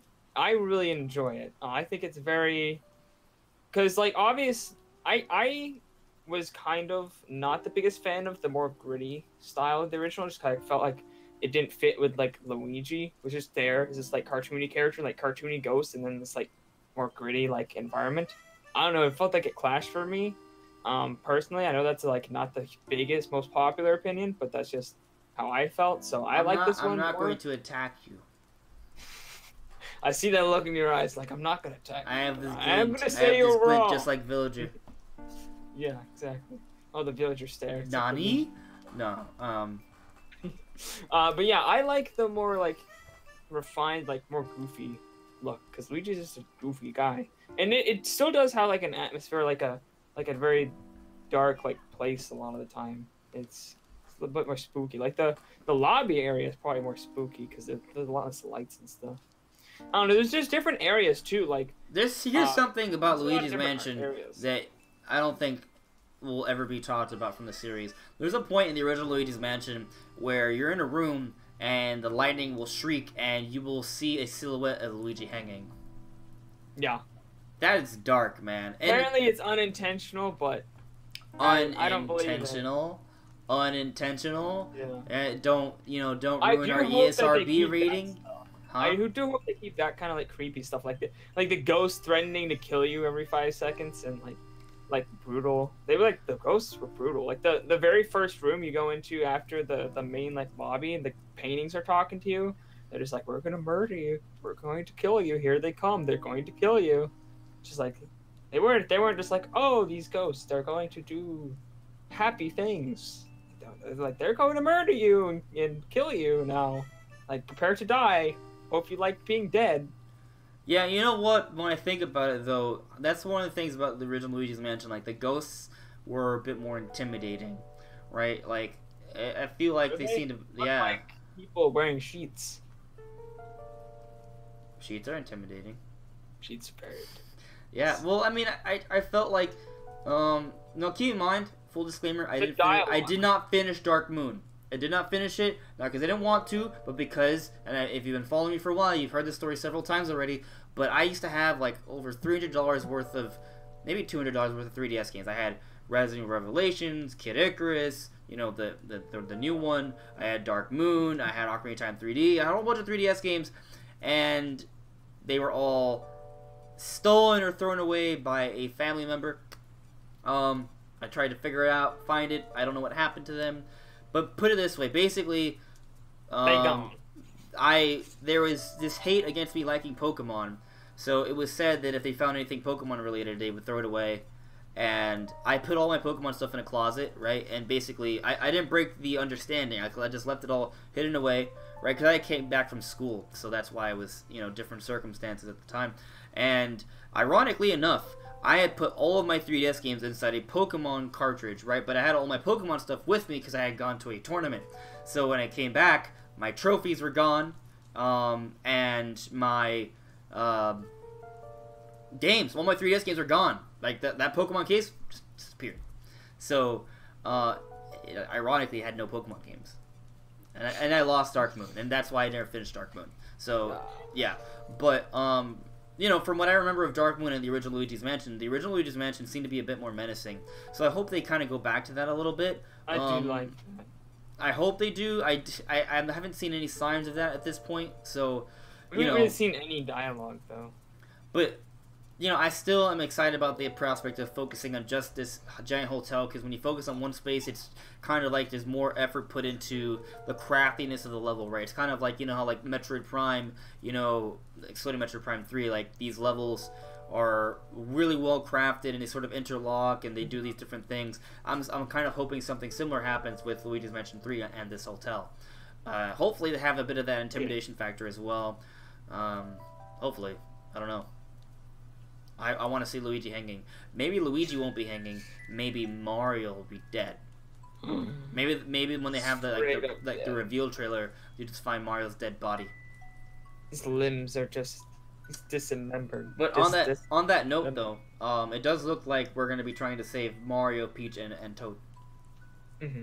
Maybe they'll even become playable characters. Maybe. Yeah, because they all have crosses, including Luigi during one scene in the game. So right. I wonder if Luigi got out and the others are sort of trapped, but you sort of saved them, and it kind of becomes like 64 DS where you can play as different characters and they have different abilities. That'd be very interesting. It'd be interesting, but I don't know if people will be down for it because it's Luigi's Mansion, right? It's about Luigi, right. But Mario doesn't deserve any spotlight in this game. Though I wouldn't mind if they became playable like late game, or maybe at least offer some sort of support role, in the story once they are found. Maybe they just give you like an item or something, like a special ability. Yeah, I see that Coolio's for Life is suggesting that there could be a 4-player mode. That makes a lot of sense, actually. It does, especially now that it's going to be on the Switch with the Joy-Cons and stuff. They probably want to encourage some multiplayer. If you think about it, remember for Nintendo Land, that Luigi's Mansion mode in Nintendo Land, which is like the best thing ever, by the way. Just saying. It's pretty dope. If they had a multiplayer mode along those lines, I'd be so into that. It was one of the only times Nintendo used the gamepad for something like a new experience that can't be done very easily. Mm-hmm. It's the thing, like if they wanted to make another Nintendo Land, because I was thinking about this the other day, I was like, if they wanted to, they can't port Nintendo Land because unless they want to make you have to use 2 Switches at the same time or something. Wait, say that last part. I didn't catch that last part. Because there's a lot of games that require you to have a different perspective from the gamepad, they can't just port the Nintendo Land to the Switch unless they make you have to have two. Yeah, that Nintendo Switches. Is built all around the gamepad and that asynchronous gameplay. It was the best use. They should have been in Nintendo Land DLC, Nintendo Land 2. Should have happened on the Wii U, but too bad. What are you gonna do? Mm-hmm. Yeah. So when do you think we're gonna see this game? Obviously 2019, but when in the year? You see this more of a holiday title, an early title, a summer title. Where do you think this could sort of fit in the grand scheme of things? I have to look. When do the other ones come out? Let's see. Luigi's Mansion game release date. I cannot type apparently. You guys cannot see this. Okay, September 14th, 2001. When was Dark Moon? Moon. The first thing that comes up for Dark Moon is Dark Moon Wii U release date. That's not a thing. That doesn't even exist. March 20th, 2013. All right. So it's not really a set day when this can come out. Well, hold on. Really Luigi's Mansion on GameCube came out when? September. Okay, yeah, that's a complete ride. September and March. But it hasn't been a holiday title, right? I don't see it. I don't see it as a November, December game. Yeah, this is definitely a summer, fall title. Well, it could hit October, right? Could. The remake is hitting October for 3DS, right? I don't know if we're gonna get into this discussion now, but there's a lot of potential games coming out for the Switch, right? We have. Luigi's Mansion 3 is confirmed for 2019. Animal Crossing confirmed for 2019. Fire Emblem for 2019. Demon X Machina for 2019. January they're gonna have that Super Mario Brothers Trash Deluxe Edition. In January. So Yoshi as well, right? Pokemon is pretty much shooing for the November slot. So, what does that leave? Not too many months, right? And we know Bayonetta 3 and Metroid Prime 4 are also in the works. Hopefully 2020. Kimishima, I did see your comments saying that it could be a 2020 title. I hope not. I really, really hope not. I'd be so upset, so disappointed. but it is possible. I will say though that I think that the producer for Metroid Prime, right, the Metroid Prime series, if you go back and look at the interviews, like he was talking about Metroid Prime back in 2015. Like I think he already had an idea of where the Metroid Prime series is headed, and then there were those LinkedIn reports or listings that were suggesting that the Metroid team with Bandai Namco have been developing the game since 2016, right? So 2019 is not out of the question if development started in 2015 or 2016, right? But it also could be pushed up a year. We'll see how things pan out. Let's move on so we can sort of, I guess, debate the different titles and such before we move on to Smash, because we're already actually an hour and a half in, so we gotta run through this. Let's run through this and get to the Smash stuff. Yoshi, what do you think about Yoshi? I think it's great. Okay. It looks awesome. I'm excited. We didn't really get that much new stuff here. It's just the same. Like, I'm still just as hyped as I was before. Yeah. I think what's really cool, though, is that they showed that the levels flip, right? And that's really crazy because if you think about it, they have to program for both perspectives. I mean, they already showed that back at E3. Well, no. Yeah, going backwards, like going from one other side of the stage to there, and you flip it entirely, so it's like a different stage. Right, so... Yeah, they had that back in, when they released... Yeah, you could flip the whole thing. You could flip it all. That's why everyone was suggesting it was going to be like Yoshi's Flipping World. That's what all the dumb people were like, oh, it's going to be like Yoshi's Flipping World. It's going to flip the whole thing. See, no, what I remember, though, is that when they initially showed the game, like, you're going from left to right, and there were times where, you would go into the background, the foreground, and flip it around and see a different perspective, right? Like, I remember that, but... in this recent direct, they showed you going from right to left. Like, you can go and play the stage from right to left, and it's like a different experience, too. That's the only thing that they showed that was new. Yeah, I think that's a big deal, though. I feel like, that's more to consider and develop for. And I wonder if that's, like, the reason they delayed the game, because they decided they could, since they already had, like, different portions of the levels that were already being flipped, they just decided to, work on every level and make sure every level could be played in both ways. Maybe. Or for Labo support, but they didn't mention any Labo support, right? There's no Labo support. They didn't. Yeah, well, everyone's talking about it because it's called Yoshi's Crafted World, right? It seems to go along with the whole Labo thing, but there's no mention of it at this point. I don't know. I'm not even sure how they would integrate it, right? So that's where I'm like, I don't know what they could do to make it worth it. Right, like, because you want to build a cardboard set to interact with the game, and this is a platformer. What could you do that would be a part of the platforming experience? If they had like a mini game mode, right, that you could build the cardboard to sort of mess with that, then I could see that, right? But like the main game, I don't know how Labo could benefit that really. I don't have any clue. It's got to be some kind of side mode if it's even going to be a thing. Yeah. But, I'm excited about that, and that's another game that's coming out this year. It looks good, so can't wait. I just want to say that a lot of people are saying that the art style would change, since we hadn't heard about it for a long time, but I don't really think it's changed at all. I think it didn't. The same. Yeah. Yeah. I didn't think it was going to change. They didn't delay it that far. Yeah. Samus is saying he doesn't feel like Labo will be around for a long time. That's, I'm not sure. I think it sells pretty well. I think it. I haven't seen the sales numbers, right? But I also don't think it's like a viral sensation either. But it just seems like another thing that Nintendo does. The games, I'm sure, don't take that much money to make, and it just.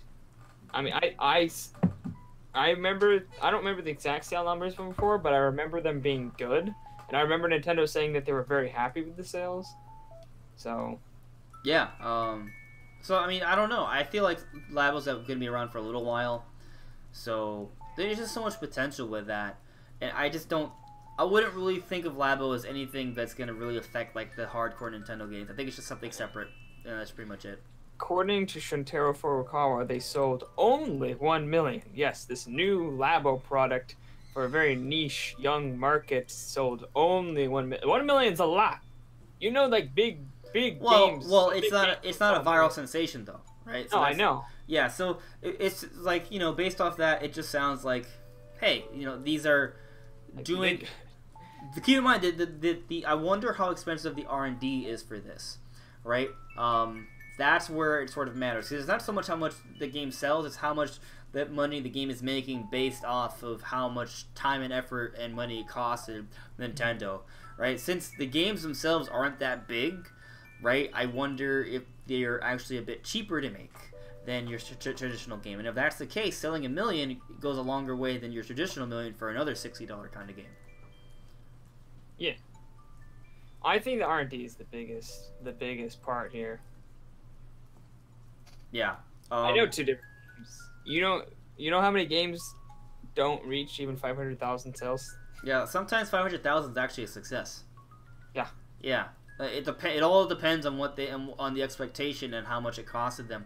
And I'm willing to bet that Labo cost them less than a traditional game, so that's probably relatively successful. And it's still early on in the Labo life cycle, so it could get better or it could die off. That's possible too. I do feel like Labo is not. People have gone their try of it and not like hardcore Nintendo fans aren't going to buy Labo anymore. Like I don't feel like buying the new card kit. Vehicle kit. No. Yeah. So that's the thing. I would buy it for like my younger brothers or something and just try it out. But I wouldn't like buy it like because I'm not gonna get the money's worth out of it. I do want to like play it just like to demo to see how it is, but it's like something I want to play for like 30 minutes and never touch again. Actually, Sabbath, you're right.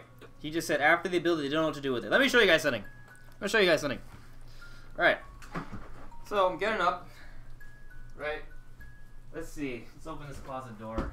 Oh, this side's not kind of messed up. I'm gonna open this up. Let's see. Where are my Labo? Oh, there's one.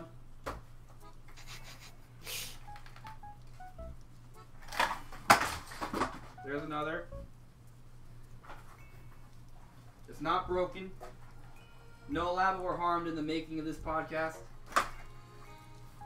There's another over here. I don't know where the other one is, but I just have them like jammed in my closet. Like I don't really know where to put them. They're just there. So no, I'm gonna close my closet door now though.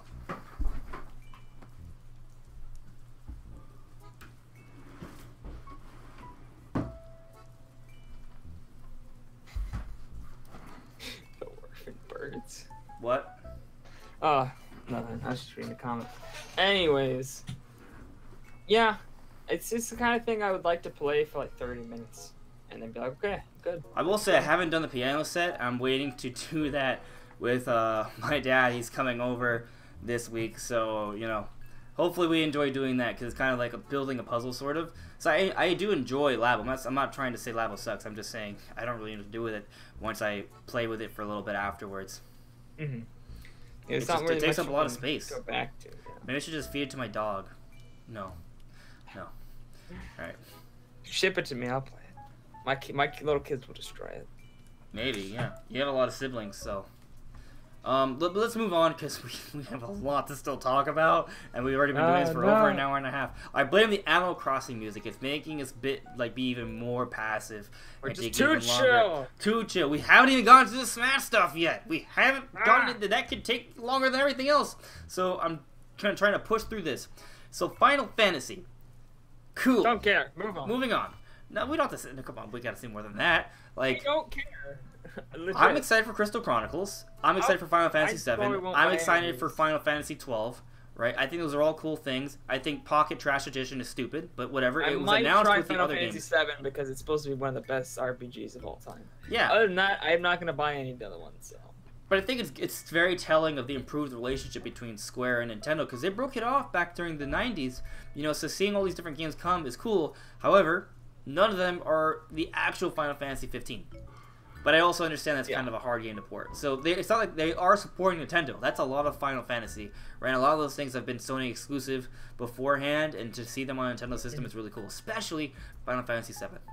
I might be excited if it was Kingdom Hearts, because I want to try those games. Yeah, I hear you there. Yeah, I think you guys should definitely try Final Fantasy VII. I want to try Final Fantasy VII. I never got a chance to play it because I didn't own a PS1. So I'll try it. And it's going to work so well on the Switch. I wonder how much it is, it's portable, and it's great for RPGs. Yeah, I have no idea how much it's going to cost. It better not be like Final Fantasy VII, $60. Because I'll be like, nope. Yeah, but let's let's move on to Smash. Well, not Smash yet, guys. We're getting there. We're not yet. Ah. So this I really do want to talk about though. So Starlink, dude. I was hyped when I saw that Wolf trailer. That was so good. The voice acting was amazing. It was dreamy. It was charismatic. It was just, I loved it. It was just so good. Like, this game is basically an open world Star Fox game. I'm sold. I should go pre-order it now. Yeah, I'm gonna do that right now at 10:30 p.m. Yeah, I definitely want to get it. I'll have to save up, obviously. Yeah, money's always an issue. Get it. Money is too much of an issue. Yeah. Oh, but yeah, definitely one of the games. It's like that's priority. Like, I mean, that's one of the. Oddly enough, that's one of the biggest games that I'm looking forward to this year because there's not much else.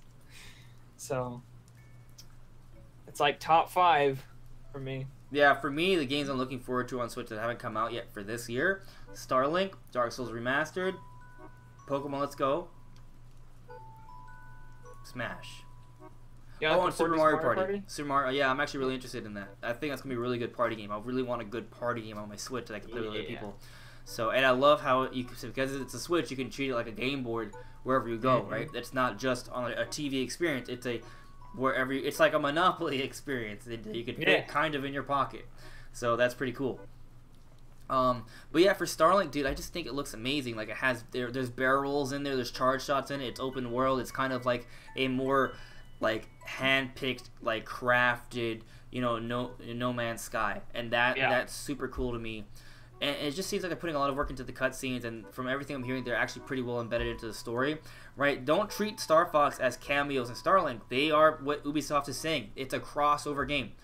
Everything I've seen from it, it feels more like a crossover game. Like, so if you want to get your Star Fox fix, and you want to try something also kind of new, an open world space shooter game with exploration, Starlink, there's your boy. Like, I'm actually gonna get it on the Switch and not the PC because Star Fox is exclusive to the Switch version. I think the game looks pretty good from what I'm seeing. I've only seen I've seen maybe a little bit of Xbox footage, but like the actual footage that I've been paying attention to is all the Star Fox stuff, and it looks great to me. Good. I haven't noticed any issues at all. It looks great. So I'm hyped for this game. It's gonna be my big October game, along with Dark Souls Remastered and Mario Party.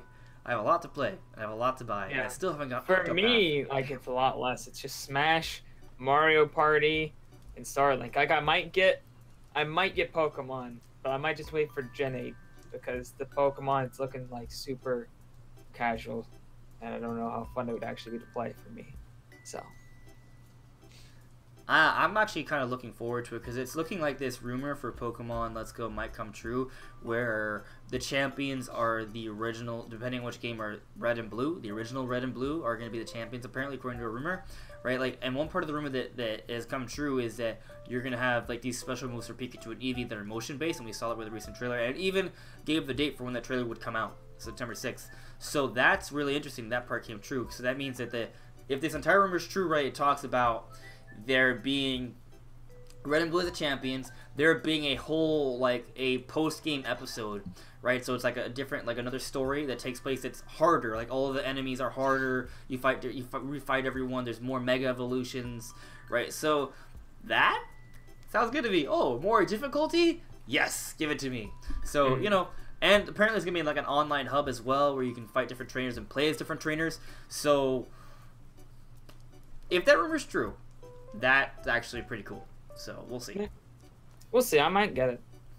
Yeah, I mean, I'm not telling you should definitely get it. I'm just, but yeah, I won't give up on it quite yet. It might be pretty special.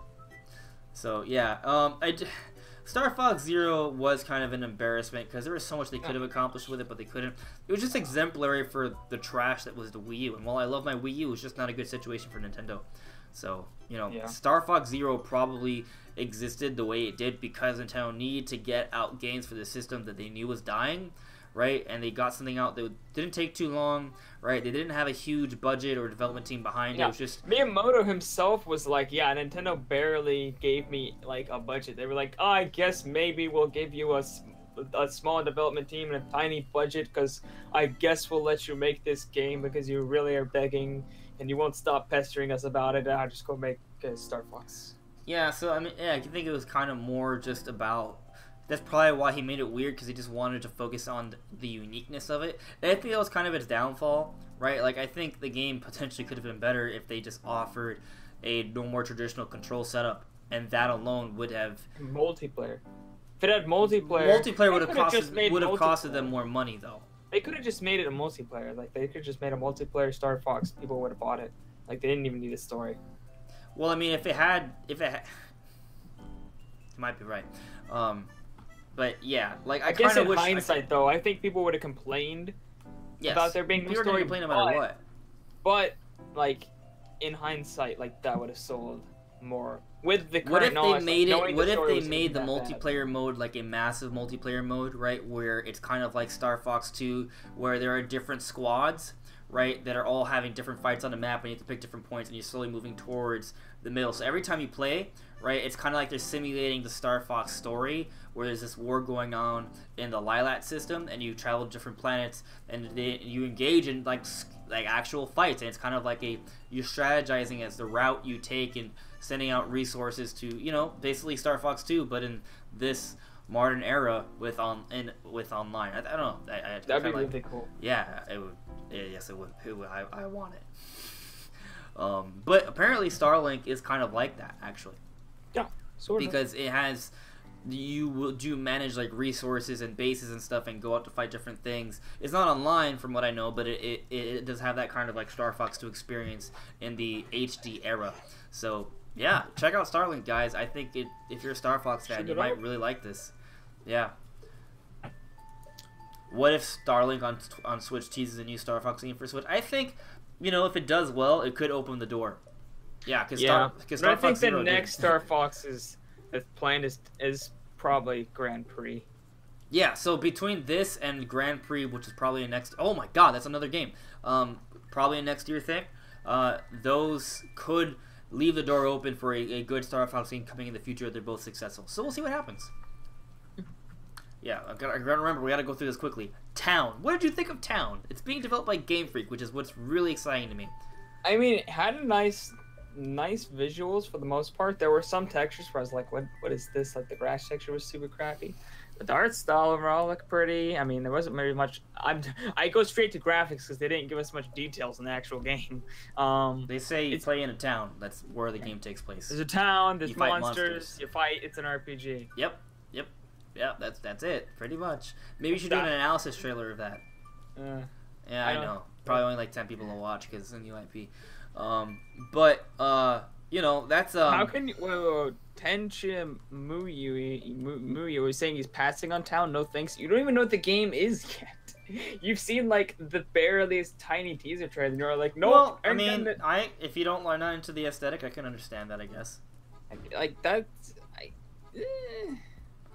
I do think like, nope. that you should learn more about a game before you judge it. But I mean, there's a whole bunch of games out there, right? So if, like, for example, I thought about it because of people said it's a good game, but I never gave Tokyo Mirage Sessions a try because I'm just not into lowly, you know, Japanese idol pop culture. And yeah. The aesthetic of that game really turns me off. But I've heard it's a really good RPG, though. So, you know, I don't know. I think people should just maintain an open mind and be willing to try new things. Nope. But I'm not going to tell you, hey, you shouldn't. If you're not interested, don't be interested. Unless it's F-Zero. Everyone should be interested in F-Zero.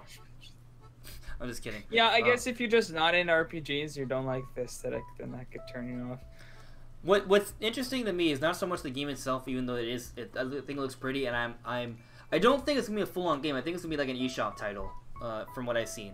So I mean, maybe I'm wrong, right? But still, it is a 3D HD game. It looks great, right? Clearly required some labor and resources to make, right? And then at the same time, Game Freak is also making Pokemon Let's Go, right? And on top of that, they're also making the mainline Pokemon games coming out next year. Right. These are 3 different HD 3D games, right? That they're making at the same time. Game Freak is normal. How many games are they normally working on at a time? It's at least 2 usually, but they've all been on pretty much the 3DS minus a few like indie-ish. They're not actually indie because Game Freak's not an indie developer, but you know what I mean. They're like small like digital titles. Yeah. So they're working on 3 HD 3D games right now. these games take more resources than what they're usually accustomed to, and they're working on 3 at the same time. So that division of labor is really interesting to me. I'm not saying that they're spreading themselves thin, but what I am saying is that this is what they're working on. They are not working on the 3DS. The 3DS is done. So the town is an example of how dead the 3DS is, and that makes me happy. Because yes, I want the 3DS dead. Yep. Not because I don't like the 3DS, but because that thing should have been dead years ago. Yeah, it's been dead long ago. Yeah. But like, yeah, Brandon, do you agree with me? This seems more like a digital sort of title, or do you think this could be bigger? I think it could be bigger. I feel like it would be. I think it could be big enough to have a physical, a physical sale.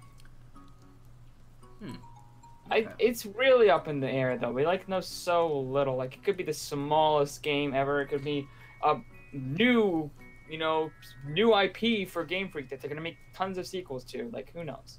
Yeah. We have no clue. Yeah, none. Well, we'll see. We gotta learn more about the game. It's one of those things. Like it's piqued my interest, and the next time we see it in a direct, I'll be paying attention to it to see what they have to say. But yeah, I'm not gonna for sure buy the game. I don't know much about it yet. It's just that simple. So I mean, like, and to your point, Tenjimui, yeah, there are sometimes there are games I play that even if there are other great games, I just don't have time for it. Like I thought about playing Final Fantasy 15, but that's a whole other RPG to play. Like, I didn't get Hyrule Warriors for the same reason. I was just like too much. It's just too much. Yeah. Money, too much stuff. Huh. KP Shirine, these streams are not EU friendly. It's 4:50 a.m. here. I'm sorry, man, but it's 10:50 p.m. over here. So it's 9:50 for me. So yeah. But fortunately, they are archived, right? But maybe I don't know what we can do, to be honest with you. Yeah, I don't know. There's not much. Time travel. Yeah, Xenoblade 2 is starting to eat up some of my time as well. It ate up a lot of time back when their base game came out, but it's starting to suck me in again, and I'm kind of happy. Hopefully, it doesn't suck my life away too much, because yeah, priorities. I need a life. Yeah, pretty much. So let's move on, because remember, normally we end this around 2 to 2.5 hours, and we still haven't gotten to the main topic. We haven't gotten to Smash. Yeah, so now we're delving into Smash, because we're talking about Animal Crossing, which blends into Smash because of Isabelle. So, Animal Crossing's finally coming out. Well, it's been announced. Brandon, I know you're a big-time Animal Crossing fan. Yeah. I don't actually hate it. I'm kidding. I do not hate Animal Crossing. I like Animal Crossing. It's just more of like a middle-of-the-road Nintendo franchise for me rather than like the Mario and Zeldas, right? But I know for some people they're rabid. I know Isabelle's like super hype-worthy character for a lot of people, and yeah, it's happening. I honestly, the announcement I wasn't very hyped because I already assumed Animal Crossing was going to be coming 2019. Animal Crossing's just such a mellow thing. That's the thing, that's the thing, like, they didn't... I would have been hyped. Like, back when they showed off Animal Crossing Amiibo Festival, when I thought that was a brand new Animal Crossing, I was screaming. I was, like, exploding, and then all of a sudden I got super quiet and that died. But, yeah, dude, like, if they had actually shown, like, actual, like, gameplay and, like, of the game... I would have freaked out. But I already assumed, like, I've been talking about for a while, like, I was like, if it's not coming this holiday, it's coming soon, like, 2019. Like, I've been saying that for a while, so I was not surprised at all that it's coming 2019. I was surprised that they showed it off in the direct, but I wasn't surprised that's coming 2019 at all. So, for me, it was just like, oh, there's this thing that I already knew was happening. Yeah, so, like... When they showed Isabelle, I was like, "Yeah, Isabelle." The moment they showed Isabelle, I was like, "Yeah, it's happening." And the moment she mentioned Villager and being busy with Smash and camping, I was like, "Yeah, there's no way." This is her Smash. I was just like, "This is her Smash feel, guys. Just wait. She's gonna get that letter." I was like, "Oh, that's her letter for Smash." She was like, "It's just like Villager." Yeah, not for sure. But when they showed Tom Nook, I was like, "Wait, that was a lot." Tom Nook as an Echo? Please no, right?" I was just like. And then he was like, "Oh, I have to get things ready now. They're off gallivanting, camping, and smashing." I was like, "Yep, it's Animal Crossing." He's getting ready. He's developing Animal Crossing all on his own. Tom Nook, the true blue collar man of America, fighting for those. That's why he gives you exorbitant prices for your homes, and you're always in debt. Because he needs money to make the game. He's got to develop the next Animal Crossing. Yeah, who knew he was a programmer? I didn't know. I didn't know. But he's a very talented man. Tom Nook can accomplish anything. Truly he can. Probably. And he builds houses in moments in Smash. Yeah, and he pops right back in to work with all his other little shops and stuff. So he's a very capable person. Absolutely. I mean, if he was in Smash, he probably would defeat Master Hand with the blink of an eye. Probably. Yeah. That's why he's not in Smash 2. Nope. He's OP. No, he was just there for the announcement of Animal Crossing, which I think was the right thing to do. That was the right design decision, and I think it's good. I'm happy for you Animal Crossing fans. I'm happy that I'm going to get a chance to really get in on this because I didn't get in on it back for 3DS, so maybe this time I could really be sold on Animal Crossing. Again, I want to remind you guys that I played Wild War on the DS and I liked it back then, but I didn't play New Leaf, which I know is where Animal Crossing sort of had its big explosion. So this one has potential because it can be that HD sort of docked home console version of Animal Crossing, but at the same time be that New Leaf as well with the social aspect and the portability. So, there's some serious potential there. And we're going to see it in 2019. When do you think it's coming out? I think it's coming before E3. Before E3? Or summertime. I think it probably comes summertime. No, it might be holiday. I think all the other ones were... I don't remember. We looked it up. We talked about this before, and I thought they were all holiday. I have to look at the release dates for them again. It's all different. It's all over the place, from what I remember. I think it'll be... I remember it being all of them being in the holidays, except like the first one or something. What I can say is that from what I've heard and seen, Animal Crossing hasn't really been a game to show off at E3, right? So if they have this major game coming out this year, they can still show it off at E3, right? But I feel like if they really want to just get people in on this game, E3's not really the place for it, apparently. So, but although now things are a little different because they do it through the Direct, right? So it's a little different. Yeah. So maybe it won't matter. Maybe they'll still have it as a later kind of game. I guess this would be a good time to start to sort of think about the games that are coming out and sort of debate where things sort of fit in this 2019 timeline, right? So we got 12 months, right? We got 12 months for January. And I feel like it's safe to say that January... I think that 2019 is definitely going to be bigger than 2018. I think everyone's going to pretty much agree with me on that. Brian, do you disagree? No, it's definitely going to be bigger than 2018. Okay, good. Or 2018. So, since New Mario Bros. Deluxe is already confirmed for January, are we getting any other major Nintendo game in that slot? No. No? It's January. Okay, I'm kind of with you there. So, we have Daemon X Machina, which is not a Nintendo game, but it's, there's some sort of partnership going on. It's got exclusivity on the Switch. So they're going to definitely... It might be like the Octopath Traveler for this year, you know what I mean? Like, it's a third-party partnership that they sort of got going on the Switch. I think that's maybe likely a first half of 2019 title along with Fire Emblem and Yoshi, because we've known about all those games since a while, right? And they're all being shown off at E3 at least. So, let's see. I feel like those games will fit in the early half of 2019. What do you think? Yeah, I mean, most of them. I think all Fire Emblem, Yoshi, and Daemon X Machina are all slated for spring. So that's gonna be like February, March, April. Bang, bang, bang. Yeah. I think if I had to guess, I'd assume Yoshi would probably be first. I think Animal Crossing could be at E3. And it would be like in the summer, like late summer. Yeah, they could just show off in a Direct, and it will still be at E3, but they could do a main reveal in a spring Direct. Mm-hmm. I'm thinking Yoshi might come out like in February, just because it got delayed from 2018 to 2019. Right. So it's the most done. Yeah, Fire Emblem and Yoshi were both games originally anticipated for 2018. So both those games probably aren't too far off. Yeah. I'm thinking February for Yoshi and March for Fire Emblem. Yeah.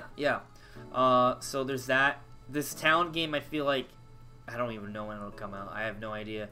I think it's just a game that's going to come out at some point. I feel like it's just not as big as, some other major release. So yeah, probably summer game when it's slow. Maybe like in August or September sort of thing. I think Luigi's Mansion could be October or September. Yeah. Yeah. I think October probably is the perfect time for it, actually. Yep. Just People in this makes perfect sense, actually. You know, and that concerns me because then what does that say for Bayonetta 3 and Metro Prime 4? Because Pokemon's definitely in November. That's for sure in November. Both those games, Bayonetta 3 and Metro Prime 4, are not confirmed for 2019. Do you think that there's a chance that either of those games won't make it out next year? I would say there's a chance, but I don't know if I see it happening. Both those were announced in 2017, right? Bayonetta 3 did not need to be announced that early if it wasn't going to come out in 2019. It didn't. Well, I mean, it's by Platinum Games, so they can announce things whenever the hell they want, right? True, but why would you do that? Why would you announce it so early? I remember when Bayonetta 2 was announced, that thing took forever to come out. True. And it does seem like they showed off Metro Prime 4 earlier than usual for hype reasons. So there's that to consider. Now, I've talked about earlier in the podcast how there's information out there suggesting that they were already planning Metro Prime 4 back in 2015, and it looks like we have signs of development already happening in mid-2016. So a 2019 holiday release, maybe December, right, isn't out of the question. It's not out of the question, especially if they really are developing on the Unreal Engine. That means that cuts out development time because they already have an engine to work off of. You know, engines can take sometimes up to a year to sort of get going, sometimes longer. So if they're already working off the Unreal Engine, that'll cut down development time. If they're working with Bandai Namco, they have a slew of developers to, you know, really have a lot of labor to be taken care of with a lot of people. So, you know, I think I was originally making an argument for 2018, right? So, you know, but we really don't. There's no confirmed information as to when they started development and just how big this project is. So, if it's another Breath of the Wild scale project, it could take a really long time, right? But again, you know, if let's say the concepts started back in 2015 and this was like a Breath of the Wild scale kind of project, then it can still come out holiday 2019, right? Like, assuming there's no hiccups in development, that's possible. So, you know, hopefully it comes out in December. But if not, there's also potential Pikmin 4, right? We also Pikmin 4. What is happening with that game? Yeah. I wonder if they just wanted to remake like the whole thing.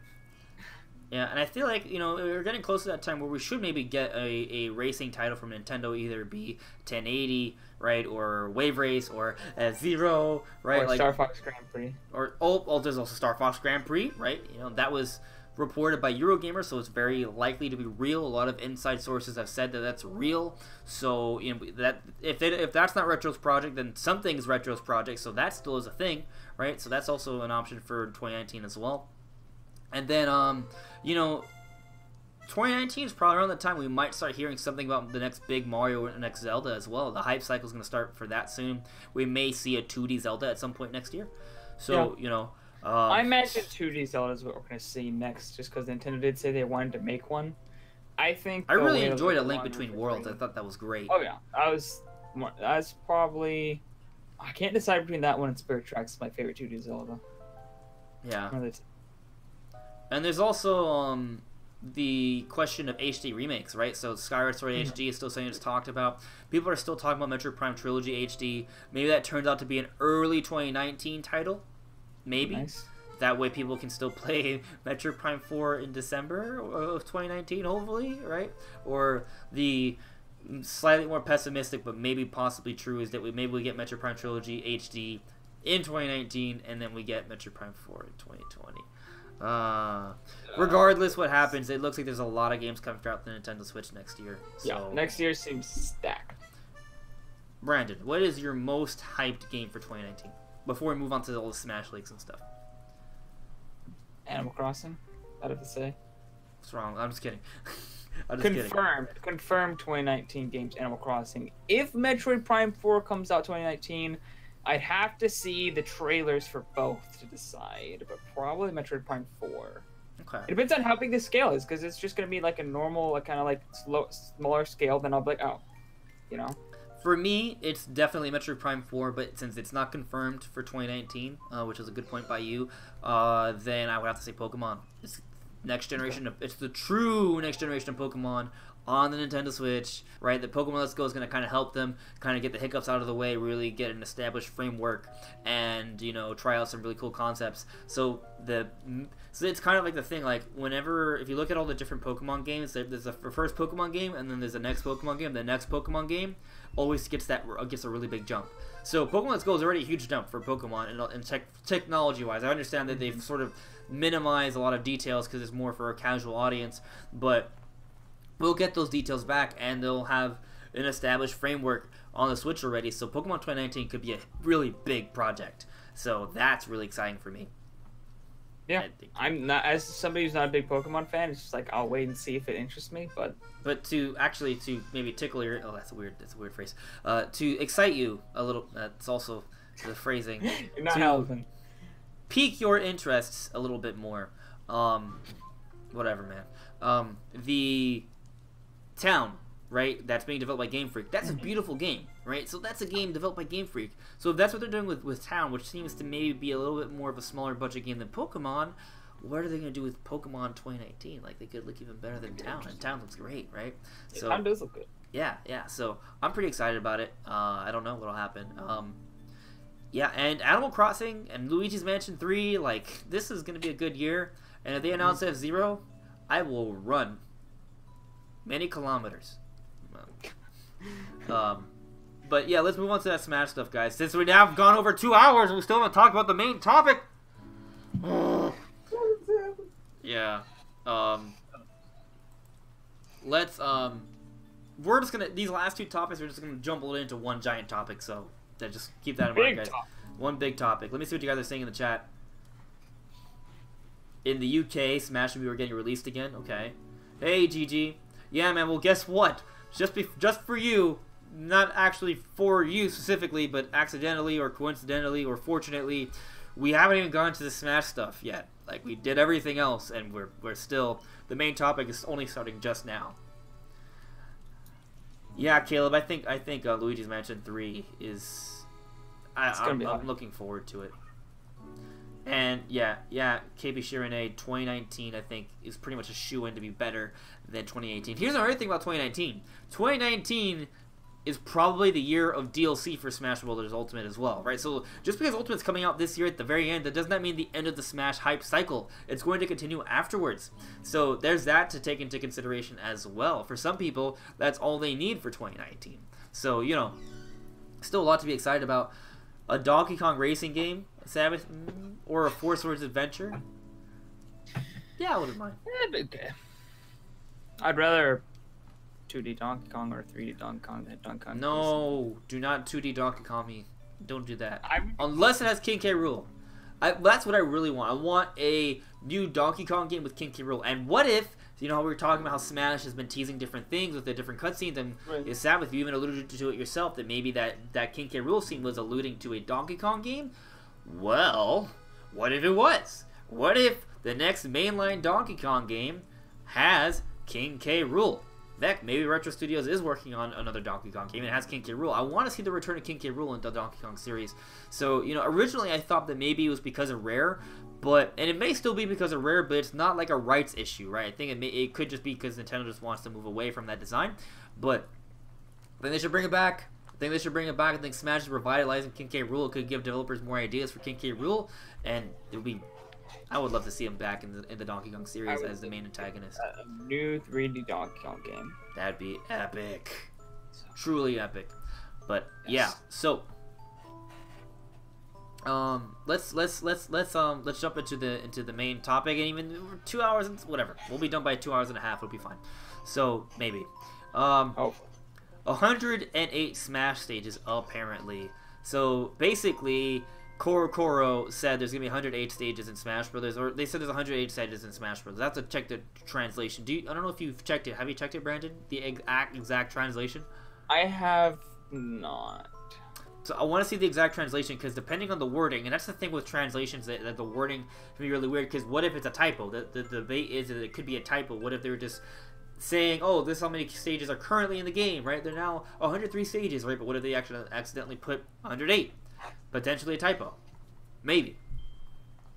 So And it's also possible that maybe that it isn't a typo, and that's how much they were reported to, that they got that information from. But maybe Sakurai and the Smash team didn't want to actually tell the publicist everything. Maybe they have one more little secret left, you know, like maybe it's actually 109 or 110 stages. Maybe that's possible as well. But you know, based off Coral, assuming there's no errors, there's 108 stages for Smash Bros., which means there's 5 more stages that have yet to have been revealed.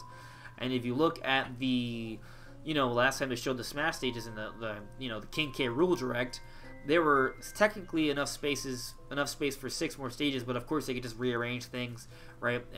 They could have blank spots. They've done that before, even in the final game.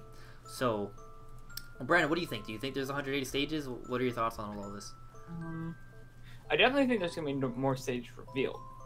I always thought that, like, when they showed up 130, I was like, they're not already giving us the final number, the amount of stages in Smash Bros. That's not happening. It's too early. There's gonna be more stages. So 108, I think it could be the final number.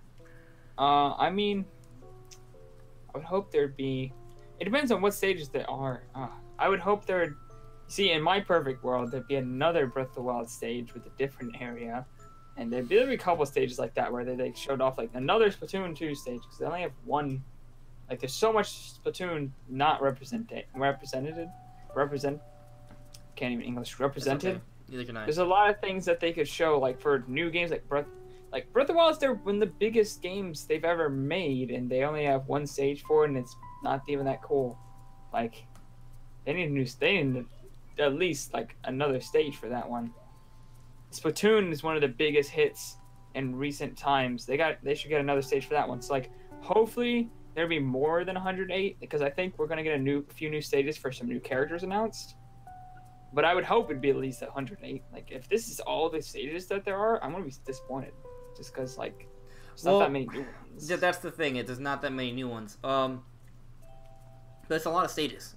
So I feel like there's gonna be some new stages, and maybe these. Let's just roll with it, right? I'm gonna say you should always take these things with a grain of salt until it's confirmed by Nintendo, right, or official sources. But you know, 108. It just seems like a relatively good chance that that's the final stage count before DLC, right? So let's roll with that for now. Let's say there's 108 stages. That means there's five more stages to reveal. How do you think that'll pan out? Do you think the reason those stages haven't been shown off is because these are stages that are linked to an actual character? I like the idea of that. What do you think? I think at least most of them are. So I think it's definitely possible. So it just. Like, I think there will be, like, 1 or 2 that aren't linked to a new character, though. Wait, I missed the last part. I'm sorry. I think most of them, yeah, I saw. I think most of them will be linked to a new character. At least, because I think there's at least, like, 4 new characters coming. But I do think there could be 1 or 2 not linked to a character. Yeah, I think that's a strong possibility. There may be, but the thing is, like, we already got the non-character kind of stages, like with Final Destination and Smash Bros. But there could be stages, like, for example, maybe there's a Monster Hunter stage, right? Maybe Monster Hunter doesn't get a character, but they do get a stage, right? We know Monster Hunter is represented in the game, so why wouldn't they have a Monster Hunter stage, right? So I could see maybe Monster Hunter being a stage, and they're not actually being a newcomer for that stage. That's a possibility. Yeah. Wouldn't it be weird to not have Monster Hunter have a stage, right? Like, the only way you can experience Monster Hunter is from that special mode, whether it's story or boss mode. Yeah, I think they would have a stage for that. But yeah, I talked about this actually today during Coffee Talk. I was like, they might have a stage for because it looked like it was a story mode version. I think they would have like a normal like battle version of that. So yeah, I definitely think that's a big possibility. Yeah. So, now, I'm gonna make a video for tomorrow where I'm gonna go over the numbers, right? So I don't want to like I guess what's the card, like, play all my cards right now, right? But I feel like, you know, Sakurai did say to not expect too many new challengers. I went ahead. That's basically the quote. Too many new challengers. That quote doesn't inherently mean less new characters than previous Smash games. It just means to keep our expectations in check, right? But that could still mean that they match the amount of newcomers from the previous game. Maybe. I would say more likely that it might be a little less. But here's something else we should take into consideration. Smash Bros. Wii U and 3DS was 2 different games, so that took up labor, right? That took up resources, so it probably made it harder for them to create more characters, right? And they also cut Ice Climbers, so that's a whole other thing. But another thing to take into consideration is that this Smash game, they are working to bring everyone back, so that costs them some time and resources as well. As he literally said, hey, because we're focusing on putting a newcomer, bringing back everyone, we shouldn't expect too many new challengers. But here's another little detail. Because of the new Echo branding, that's kind of given the Smash team more license to just kind of go ham with these clone-ish characters. So they could use the Echo characters to sort of bring that traditional character roster bump from every Smash game to a comparable level because there's more Echo characters, right? So I went ahead and looked at the numbers a little bit, and basically Smash Wii U, remember, actually I have a note somewhere. Somewhere. Damn it. Where is it? Oh. No, I don't know where my notes are. Oh no! Right, so like Wii U and 3DS had 15 new characters and 2 Echo characters, so a total of 17 actual new characters added to the game. Right, so now like let's say, and then Brawl had 18 when you count for everything. So like the jump from Melee to Brawl, there was 18 total characters including clones, and there was 17 in Wii U and 3DS if you consider the Pokemon Trainer as 3 different characters and you consider the Mii Fighter as 3 different characters, right? So for Smash Ultimate, right, what if maybe we don't get as many newcomers? Like for Wii U and 3DS, we got 15 newcomers overall, right? What if we don't get 15? Let's say we get maybe something closer to 10 or 12, right? But maybe just 9, and then the other 9 are Echo Fighters. So we still get an 18 character jump, but half the characters are actually Echoes, right? And in that way, that's technically less labor than previous Smash games into putting in new characters, but it still matches the same number. And I think something like that could happen, and that is kind of exciting because right now the conversation going on is there's basically only 2 characters in the Smash Brothers, which kind of brings us to the other topic that I didn't bring up. But basically, there is this leak of the not the system Smash Bros bundle, but like the game special edition bundle, and it shows characters on each side. Well, we only can see one side, but the way it's listed, it makes it seem like that there's only 2 more characters to be revealed based off of that graphic, which I don't necessarily believe. But basically the conversation going around is that there could only be 2 more characters. If you look at the previous numbers, like I'm suggesting, I feel like it's more likely that there's more than 2 characters to be revealed for Smash. What do you think, Brandon? I know I said a lot. It's more likely because, like, for a final Smash Direct, and th're only going to announce 2 more characters, like, that seems a little underwhelming. Don't you think they would have held some off to announce them later? Like, if they're going to... we had more in the last Smash Direct than more than 2. So I think there's definitely more. I think there's at least 4, like, newcomers, and maybe a few Echoes after that too. Like, I think there's a lot more than 2 new fighters. Yeah. So like, I think there's gonna be more newcomers. Like, there's only been Inkling, King K. Rool, Ridley, Simon Belmont, and if you count Isabelle, 5. There's been 5 newcomers, but like we stated before, Isabelle is kind of like a pseudo new, like full-on new character because she's clone-ish, so she didn't take as much effort to be made, is what I'm saying, right? She's kind of like, she probably took about as much effort as, say, developing Roy or something like that, maybe a little bit more than that. But you guys understand what I'm saying. She didn't require as much time and effort as, say, a full-on new character like Simon Belmont, right? So, but anyways, let's assume she is. That's still 5 newcomers. Really? Only 5? When previous Smash games have brought in 15? Yeah, that would be pretty underwhelming. Right. So I feel like there's going to be more than that. Heck, you could double that, and that's still way less than previous Smash games, right? So we could still get that may sound optimistic, right? Based off what the overall conversation is for Smash right now. But even if you double that, that's still way less than previous Smash games for totally new characters, ground up new characters. Yeah. So you know, I'm just gonna throw some names out there because you know, a Xenoblade character, maybe Rex or Pyra or Emma, right? It could be one of them.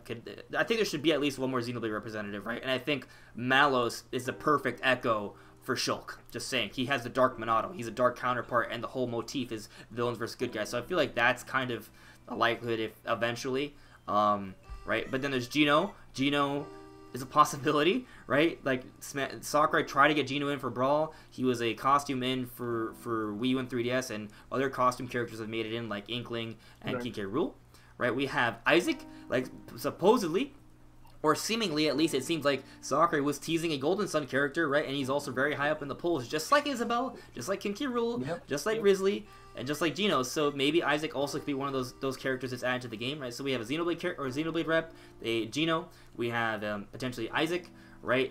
Skull Kid's been talked about a lot. Maybe he was teased, right? Banjo's another option as well. Banjo's another option. Literally, if the only character I need to have in the Smash Ultimate is Banjo. If they just announced Banjo, I'd be like, oh, okay, we're good. My ideal, Banjo, don't care anymore. Yeah, my ideal full-on newcomers, right, are Rex and Pyra, Banjo, Geno, Isaac, and Skull Kid. If those 5 are added, I will be. This is the best roster ever. It could never be topped in the history of humanity. I need Rex and Pyra at least in the DLC. Yeah, I think all those characters have a good shot. The only character that might, there's 2 characters.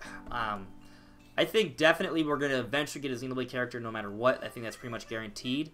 I think Skull Kid, Geno, Isaac, and Banjo possibly may never be added, but I feel like all of them have a really good chance to be added, especially considering the polls, right? Which is what Isabelle's in the game. Why is Isabelle in the game?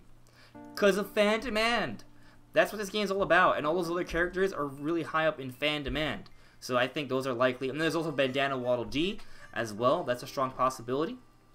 So those are all potential newcomers. There's also Chorus Kids, which apparently the Donkey Kong trailer may have been teasing, right? So that's also a thing for potential like full-on new characters. I would say those, and also Pokemon. I'd say those are in the conversation for new characters. Maybe Dixie Kong as well, kind of like Isabelle, being a pseudo Echo, but not really. And then for Echoes, there's Ken, Shadow, Impa, right? I already mentioned maybe Malos. Malos and Impa are the ones that I'm just like, oh. Yeah, it just makes too much sense, right? Yeah, so, like, I think the roster is going to be bigger than those 2 spots. So here's another thing. Like, that box, do you think Nintendo would easily leak the Smash? I thought it was official, though. Like, the box, it was official, and the rumor was that because there's only 2 spots open. That's what I mean. Like, do you think that Nintendo would easily just say, hey, there's only 2 characters left? Right? Yeah, they wouldn't. They would never do that. No, and I mean, you look at all these different, like, I think there's enough evidence to show that Sakurai definitely puts a lot of attention to teasing and hinting at things, right, and the secrecy of it. Like, there are interviews where he says he doesn't want to spoil things, right, until they're actually revealed. So, there's a lot of time and effort put into that, so why would Nintendo have this art and to just be like, oh, yeah, there's only 2 characters left? Nah. I don't feel that. No. And Brandon, I like your point though, like how just if they were to have another major Smash Direct and only reveal 2 more characters, like right? That'd be more that other than this last Direct, that'd be the least amount since Smash has been. Yeah. Really. If they only revealed, and it's not, and 2 more characters, one and the 2 that people are talking about are Incineroar and Ken. Ken being an Echo. So 1 more. I would be so disappointed. I don't care about either of them. That is. I don't see that, dude. Like, so let's say that's the case, though, right? Going back to the numbers, that would mean that there would be 6 full-on new fighters and 5 Echoes. So 11 total characters, base half of the roster being Echo. I just think it's a little underwhelming. I feel like it's got to be like almost double that. Simply based off the history of previous Smash games, right? And that's assuming that half the roster is Echo. So I think there are probably 4 brand new characters, and maybe even 4 Echoes as well. That's haven't been announced. Possibility. Yeah, that makes sense to me. Yeah. So let's see what you guys in the chat are talking about. Yeah, Combat Kid. I figured that you weren't actually real. But still, it's good to talk about that stuff. So I the actually leaks and looked stuff. up his. I tried to put it in to YouTube to see if it came up, and nothing came up. So I was like, I don't know. Yeah. But you did almost got. You got half. You half got me, my dude. Well, I almost. I think you definitely had the information pretty close to what everyone has been saying, though. So kudos. But Sabbath, yeah, King K. Rool did not get a stage. And I kind of wonder if it's just because, hey, there's a bunch of Donkey Kong stages already. It would have been interesting to see them maybe pull off like something else from an old Donkey Kong Country kind of game, right? But Yeah. I don't think they need it. They don't need it. Especially because, like, you even have, like, the boxing ring stage already in Smash Brothers, right? So why would you create another boxing ring stage, Yeah. Like, there's several Donkey Kong stages already. I don't think they need it. But, hey, what if they reveal a Donkey Kong stage if they show off Dixie Kong? That would be cool. So there's a possibility. And, I doubt it. yeah. Maybe. I agree with you that it's unlikely, but I'm just saying. Dixie deserves hurt us. Like showing one off with Dixie would be even worse I guess than with King K. Rool.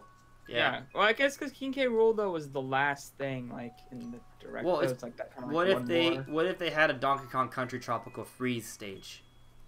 I'd like that. I'd like that a lot. Because I don't remember. I know there's a Donkey Kong Country Return stage in Smash for Wii and 3DS. I don't know if it's for Tropical Freeze though. It was for returns. Is very very. So returns. they could potentially have one for Tropical Freeze, and that could come along with a Dixie Kong announcement potentially, maybe.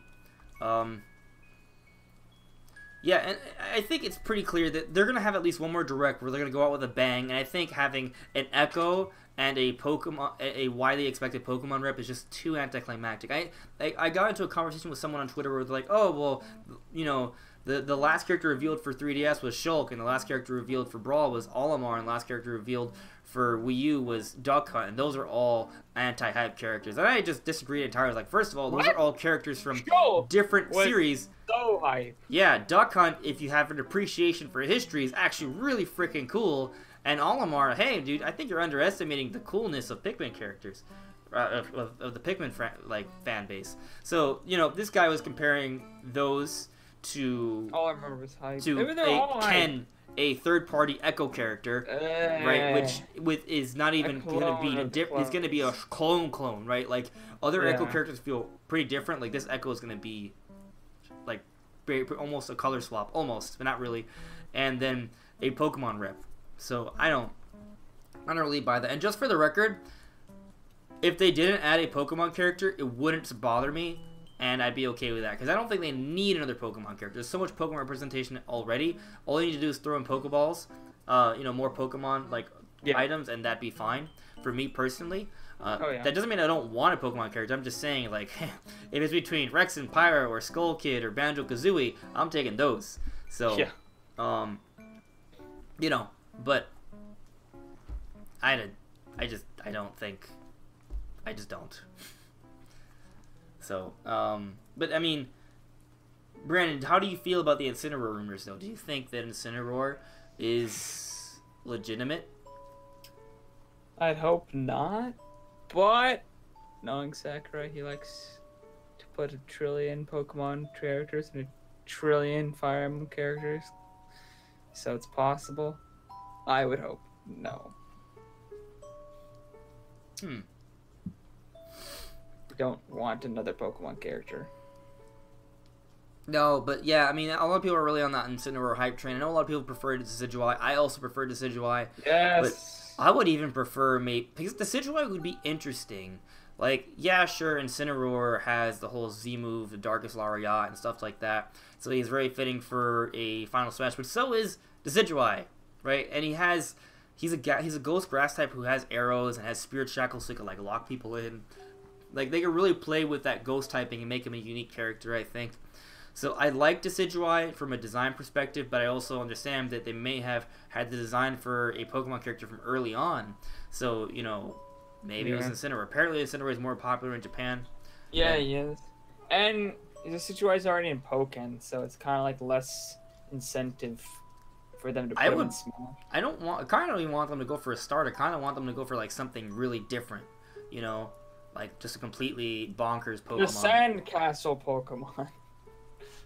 Yeah, or what if they had like Kartana, right? The ice cream Pokemon. Kartana would be an epic. Look up who that is. It's an Ultra Beast. Kartana. I guess the problem with Kartana is it doesn't really have a face, and maybe Smash characters should have a face. Oh, it's like some kind of. Looks like. Oh, okay, Gengar would be really cool.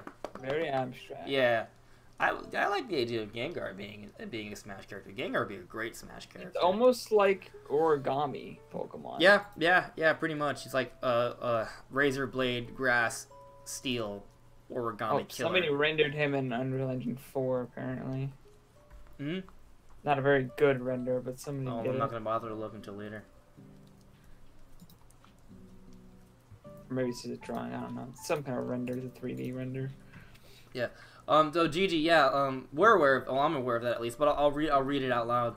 To everyone who hates Incineroar, that's the Pokemon creator's favorite, and this was before they knew Decidueye was popular because it wasn't out with the same ninja that was also his favorite. Yeah. So like, yeah, I mean, I feel like we alluded to this earlier that yeah, pretty much, you know, Incineroar is popular in Japan, and you know the design was early on picked on. I guess I didn't mention that you know he is the favorite supposedly for the creator of Pokemon, so you know that was probably suggested. That's a possibility.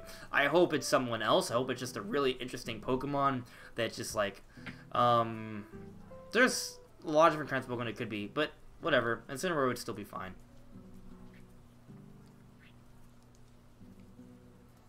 What? Yeah.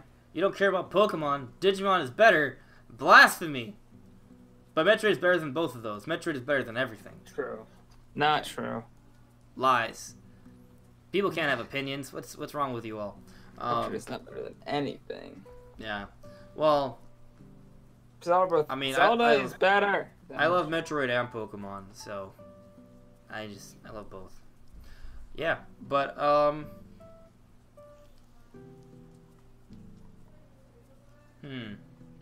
Oh, Metal Slug characters as assist trophies would be interesting. Yeah, but when Metroid Prime 4 comes out, Metroid's gonna start selling a lot better. Just you watch. It's gonna be the big breakout for that franchise, right? Like Fire Emblem had a breakout during the 3DS era. Animal Crossing had a big breakout during the 3DS era. Well, Animal Crossing already sold like over 10 million on like the DS. Yeah. So it did pretty well, but I mean, it sold over that on the 3DS, which is a smaller install base. So it has gotten a lot bigger, but it was still big. True. Okay, I can agree to that.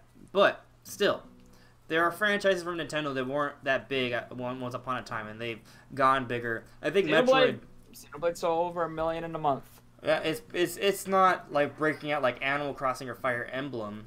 But it's a lot bigger than it. Yes. That's the fact. Like the other games didn't sell that much in the entire life cycle. Yes. So Xenoblade is headed in a great direction as well, and I think Metroid, once it's brought to the modern era, especially with social media and such, and hype and the quality of the Metroid series, I think it has a chance to really take off. So, yeah. Of course, opinions are illegal. This is the internet police. No. Censored opinion. Metroid's selling more than Pokemon Let's Go. No one's saying that. Happening. No one's saying that. No. That's. I mean, put anything and be like next to Pokemon, and you're just like, yeah, that's probably not gonna sell better. Like that's pretty much every. Yeah. But I guess the other thing though is that is Incineroar really that worth it this time? Because like Pokemon Sun and Moon came out in 2016. Was it? Was it 2017? I don't even remember anymore. It's all a blur for me. Pikmin? No, Pokemon Sun and Moon. Pokemon Sun and Moon. Oh, 2016. November 8, 2016. So, like, it's already been 2 years. Like, the generation for Pokemon Sun and Moon is pretty much over already. So, I'm just saying, like, bringing in Incineroar is kind of... I don't know. I just don't feel like... It's not going to really boost sales to me. It's just going to be like, okay. I mean, it's going to, I guess, raise awareness for the Pokemon franchise. But it's... I just feel like it would be cooler to have... Heck, it'd be even really cool if they bring in a Gen 8 Pokemon, right? Like maybe how old are those designs? Like, is that possible? Probably not. But maybe DLC. Maybe they could actually. Prediction. There will be a new Pokemon from Generation 8 that will be DLC next year in Smash Brothers. Could happen. Yeah. So then, so Brandon, do you think the 108 stages thing is probably real then? I think it's more than 108 stages, to be honest. You think it's be more than just 5? Yep. 5 more? Okay. I'd hope. My hope is that we'll get better. I know, maybe they'll just save it for DLC. Maybe 108 would be like the most for the base game. We might get like a DLC Breath of the Wild stage or something. Maybe. There's a lot of potential for DLC. They could have a... Well, one, there could be a... Oh, well, I have all these ideas in my head. I can't say any of them. Silex, right? Silex is an option for DLC from Metro Prime 4, right? Pokemon, right? Just in terms of characters. If Rex and Pyra don't make the base roster, as most are predicting, they would definitely be a strong DLC candidate. Yeah. ARMS characters as well could also be strong DLC candidates. The Octolings could be strong DLC candidates. Maybe Rayman. Rayman would be good, very good fit. If Banjo doesn't make the roster, which is also possible, he'd be a great DLC candidate. Hiachi has also been someone who's been discussed as a potential character as well. So that's a lot of DLC options right there. So, you know, I mean, I guess we'll see how things pan out. I wanted to look up the box because I wanted to see who is at the top. Smash Ultimate Pre-Order box. Will the image come up if I do that? And I know it's on my thumbnail, but I'm looking for the box. Man, do you have an image of the box? I just want to see the top of the box because the top, like the very top. Yeah, the very top. Oh wait, I did download the image earlier, so I don't remember what I put it on. Oh, Smash box. There we go. It's only one angle. You can't see the very top of the box. Can you? I don't think so. Hold on, guys. You might be able to. I'm gonna throw the image onto OBS. Oh wait, I think you can see some of the top. Is it a weird angle? There, I got the image. There, just put it right over our faces. So, if you're looking at this, okay, so you can't see. I want you guys to notice something. I know apparently it goes in sets of 9, but so Luigi, Ness, Captain Falcon, Jigglypuff, those were the 4. If you look at the top of those are the 4 extra characters in Smash Bros. 64, correct? Yeah. Yeah. So, what if they're doing this thing, and this is not a lie, like, this is what we'll see on the right side, and the left side will have the others, but what if the first 8 aren't reflected on the sides? What if they're either they're kind of represented in the front, or they show them again in the back, which would mean that if there's only 2 more slots on each side, right, that would mean that it's actually more than that, because there's 8 characters in the front, and then there's new characters on the other side or something. I don't know. I'm just saying that they could change this around, or there could be the way this is listed. Even if this box is real, they could still show more Smash characters, either on the back, or they could just change around the orientation of the images, or maybe they just don't show every single character. Maybe some characters are quote unquote secret characters, right? Even though it's already been confirmed that we'll know about the entire roster by the time the game comes out. So I'm just saying, even if they're not going to change this image, there's other things they could do, and there could still be more characters. Yeah. But yeah, guys, I think we're pretty much at the end. Brandon, do you have any thoughts on the Smash box or what have you? Nintendo's not going to straight up be like, "Yep, this is how it is, guys. This is the amount of characters we're going to show." They would never do that. So, I don't think this is indicative of how many characters that are left in. I think this is going to be way more than just 2, for sure. Way more. Yeah, I think I think we agree, right? Maybe the discussion on the internet seems to be a little different, but it just doesn't seem logical to me. I think a lot of people are really... I'm not saying, hey, leak, there isn't credibility to the leaks, but I think what about everything else? I feel like a lot of times people just pay attention to leaks and no other pieces of evidence to really, get a good understanding of, where we're actually at. So, like, I mean, interviews, you know, numbers, history, like, those are all things that could be very telling as well. Right? Like, for example, like, Luigi's Mansion 3, there were no credible rumors about that, right? But, you know, there were people that were saying, hey, you know what? Luigi's Mansion 3 kind of makes sense, right? And Luigi's Mansion 3 was just announced, so, you know, we'll see what happens. But, yeah, is there any, like, I guess, last questions anyone sort of wants to bring up before we call it a night? Oh, I guess we could talk about the Direct, actually, Sabbath. I think a November Smash Direct makes a lot of sense. Yeah. I almost feel like the minimal presence of Smash in this Direct could be kind of like a calm before the storm. Like, maybe it's like a way to sort of lull people, you know, and then once they have one more big blowout before the Smash comes out. In November, I think that makes the most sense in terms of timing. Especially since there's so many games coming out in October, right? That November might be the best time to have a big Smash Direct and, you know, just blow everything out of the water. Then we wait a few weeks before Smash actually comes out. Maybe they could announce a Smash test in November, right? And there you go. I think that's how it could work out. Huh? I think... Or... I also like the idea of Skull Kid being announced in October. Yeah. But would they really have two different Directs? How else would they... I'm kind of thinking one Direct in November. Nintendo's never been one to really keep with like announcing things during like specific, like around specific holidays. They don't really pay attention too much to that. Say that again? Nintendo doesn't usually pay attention to like announcements like around different holidays. True. At least not that I remember. They do beat to the, you know, they go to the beat of their own drum. So, yeah, but do you think it's gonna be more than one Direct, or are we just getting one more big Direct and that's it? I think we'll get one big one. So, do you think there's only gonna be one more event where they announce characters and other Probably. stuff? Okay. Unless they announce one at like the Game Awards or something. Yeah, they could have. They could even be like a DLC character December. You know, like you know how like we had Mewtwo as the first DLC character. Maybe like that could be like the character that's announced like the day right before Smash comes out. Maybe, or maybe they have the final character revealed the day before Smash comes out. I've talked about that idea before, and my pick for the final character to be revealed would be Banjo and Kazooie for the base roster, because like that's, to me, that's like the biggest, showiest character they could show off. But you know, if you think about the history of different Smash character reveals, the final character revealed isn't necessarily the most hype worthy, right? So you know, but this time it would, maybe they switch to that strategy. Maybe they have the characters to make that work, and I like the idea of Banjo-Kazooie being shown off at the Game Awards right before Smash comes out.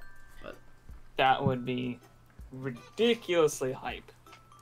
Like, oh my gosh. Like, what if they had a Direct in November where they blew out almost everything, right? And then they almost not everything, but pretty much everything.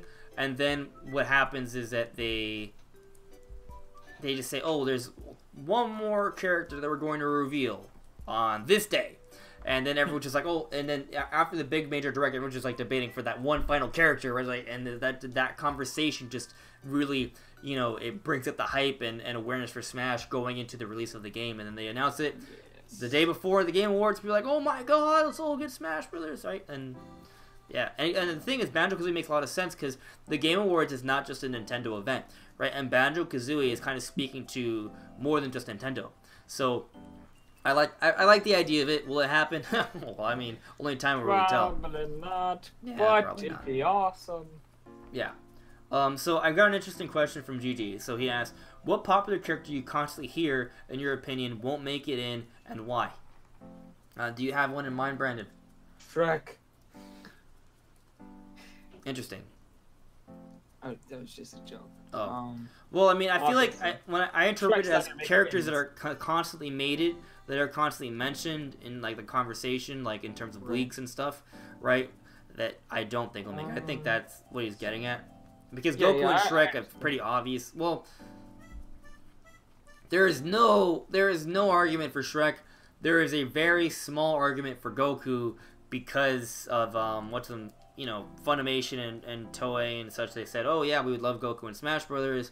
Goku's in the Olympics along with Nintendo and Mario, and Goku has been in so many. Even though he's not a video game based character, he's been in more video games than almost every other character in existence. So, and he's been in video games for a very long time, and he's like the most iconic anime character. So, for all those reasons, if there's any anime character that would make it into Smash Bros., it would be Goku. But I still think because he's an anime character, probably almost certainly not going to make it. But that's not what I think the question's about. So I do have I'm thinking there's a couple characters I want to talk about, but I can't think of one, to be honest. You're probably going to say one, I'm like, oh, obviously, but I can't think of one right at the moment.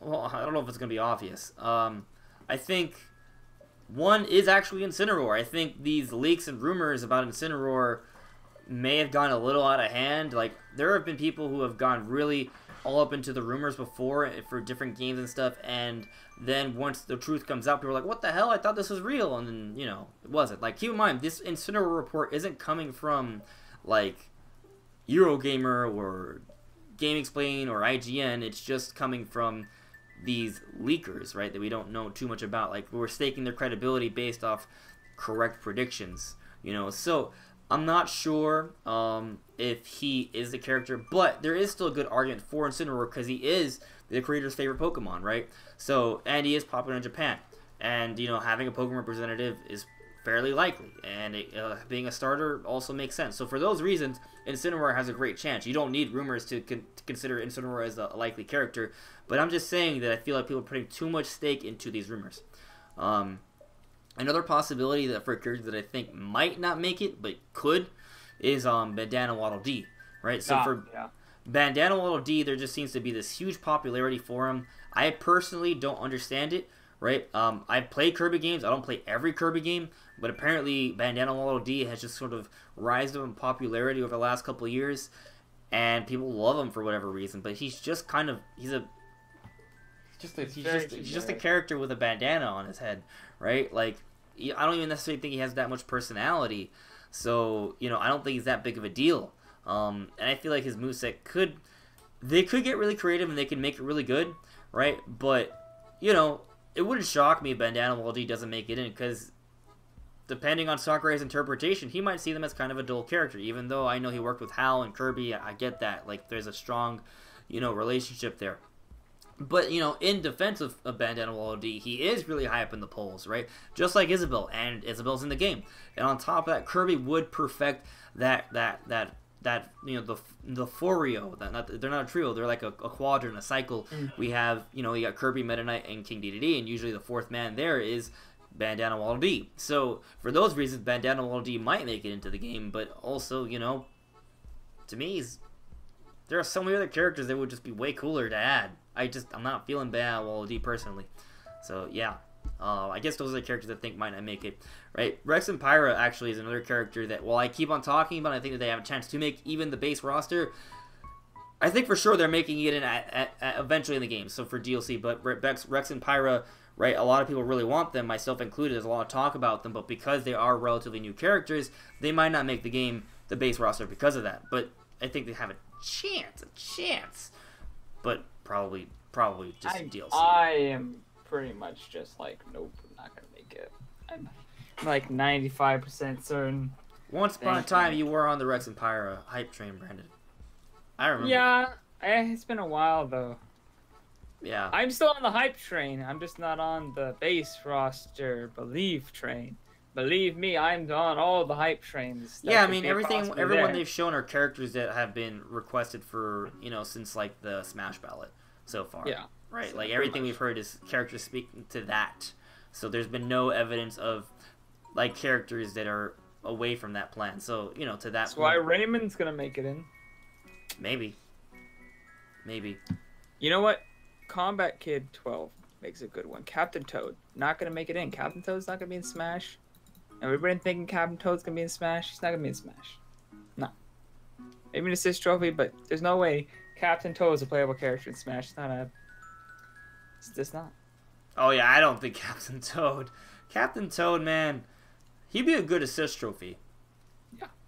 That's it. Yeah. An assist trophy. Very true. Oh, another character. I mean, I've talked about this before, but I feel like Elma potentially would be an assist trophy and not a newcomer. So, right. I mean, I do think there should be a Xenoblade representative, but there might not be. But if I mean, it's between Rex and Pyra and Elma for a Xenoblade newcomer. But you know, Elma might not make it. A lot of people talk about Elma, but like Xenoblade X. The problem with Elma is not that she doesn't have personality, but she wasn't like that highly featured, you know, in Xenoblade X compared to Rex and Pyra. And I feel like the conversation for Elma, which is funny because she's like the second biggest character in the whole game. yeah, like she's that shows you how much the characters in that game is like fun. That's the thing. Xenoblade X wasn't about the characters. And yes, there were stories about them, and there's stuff there. I'm just saying that because like she wasn't like highlighted and shown off, like the game's focused more on exploration than story. You know, the personality of Elma wasn't as pervasive as Rex and Pyra, right? So, and on top of that, I feel like Rex and Pyra is a more of a unique moveset, right? But again, there's a whole timing thing. If, you know, in terms of timing, Elma has it, right? But did Sakurai deem her worthy enough as a newcomer back in 2014 or 2015? I'm skeptical.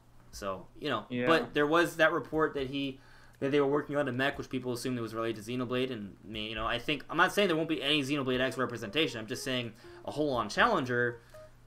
You know, maybe there'll be a Xenoblade Chronicles X stage and she'll appear, like kind of like Metal Face does in the original Xenoblade stage. Maybe. That'd be dope. I think Elma's at least gonna be a trophy in Smash Bros. Ultimate. That's for sure. You know, she's not gonna be entirely forgotten. I think she deserves something. Either an appearance during a final Smash, or an assist trophy, or being in a stage, or just an actual character. Like, she deserves to be represented in some way. Just, I'm not sure if she's going to be a newcomer. That's it. Yeah. I just need to see the Chronicles X stage. That's all I need. Oh yeah, we've talked about this before, but totally, Poochie would be an amazing assist trophy. Yeah. Yeah. Would love that. Love that so much. But yeah, so I think we're done. Is there anything else you wanna add, Brandon? Or I think we're ready to kind of call it quits because they're gonna hit 3 hours. No. Yeah, it's almost midnight here for me, so. Nothing, Brandon. I'm all out. I'm all out. I mean, we almost hit 3 hours, so it's kind of like, yeah. All right, guys. Well, thanks for coming by. You know. Make sure to check out Brandon's channel, What About Nintendo? The link is in the description below. Make sure to check out her videos. I have maybe a Smash video coming out tomorrow, and I'm working on the Tour to Golden Country. Hope I can get a combat guide out for that as well. Probably review next week. I have Luigi's Mansion analysis planned for tomorrow, and perhaps Thursday I might put up like 3 NES games I've never played before video. I'm not sure. I'll have to see how that works out. Yeah, definitely check that out, guys. Are you think you're gonna be able to get it out tomorrow for sure? Or? Yeah, I should. Okay, cool. Yeah, all right, guys. Well, have a good night, and we'll see y'all really soon. Bye. Bye, guys.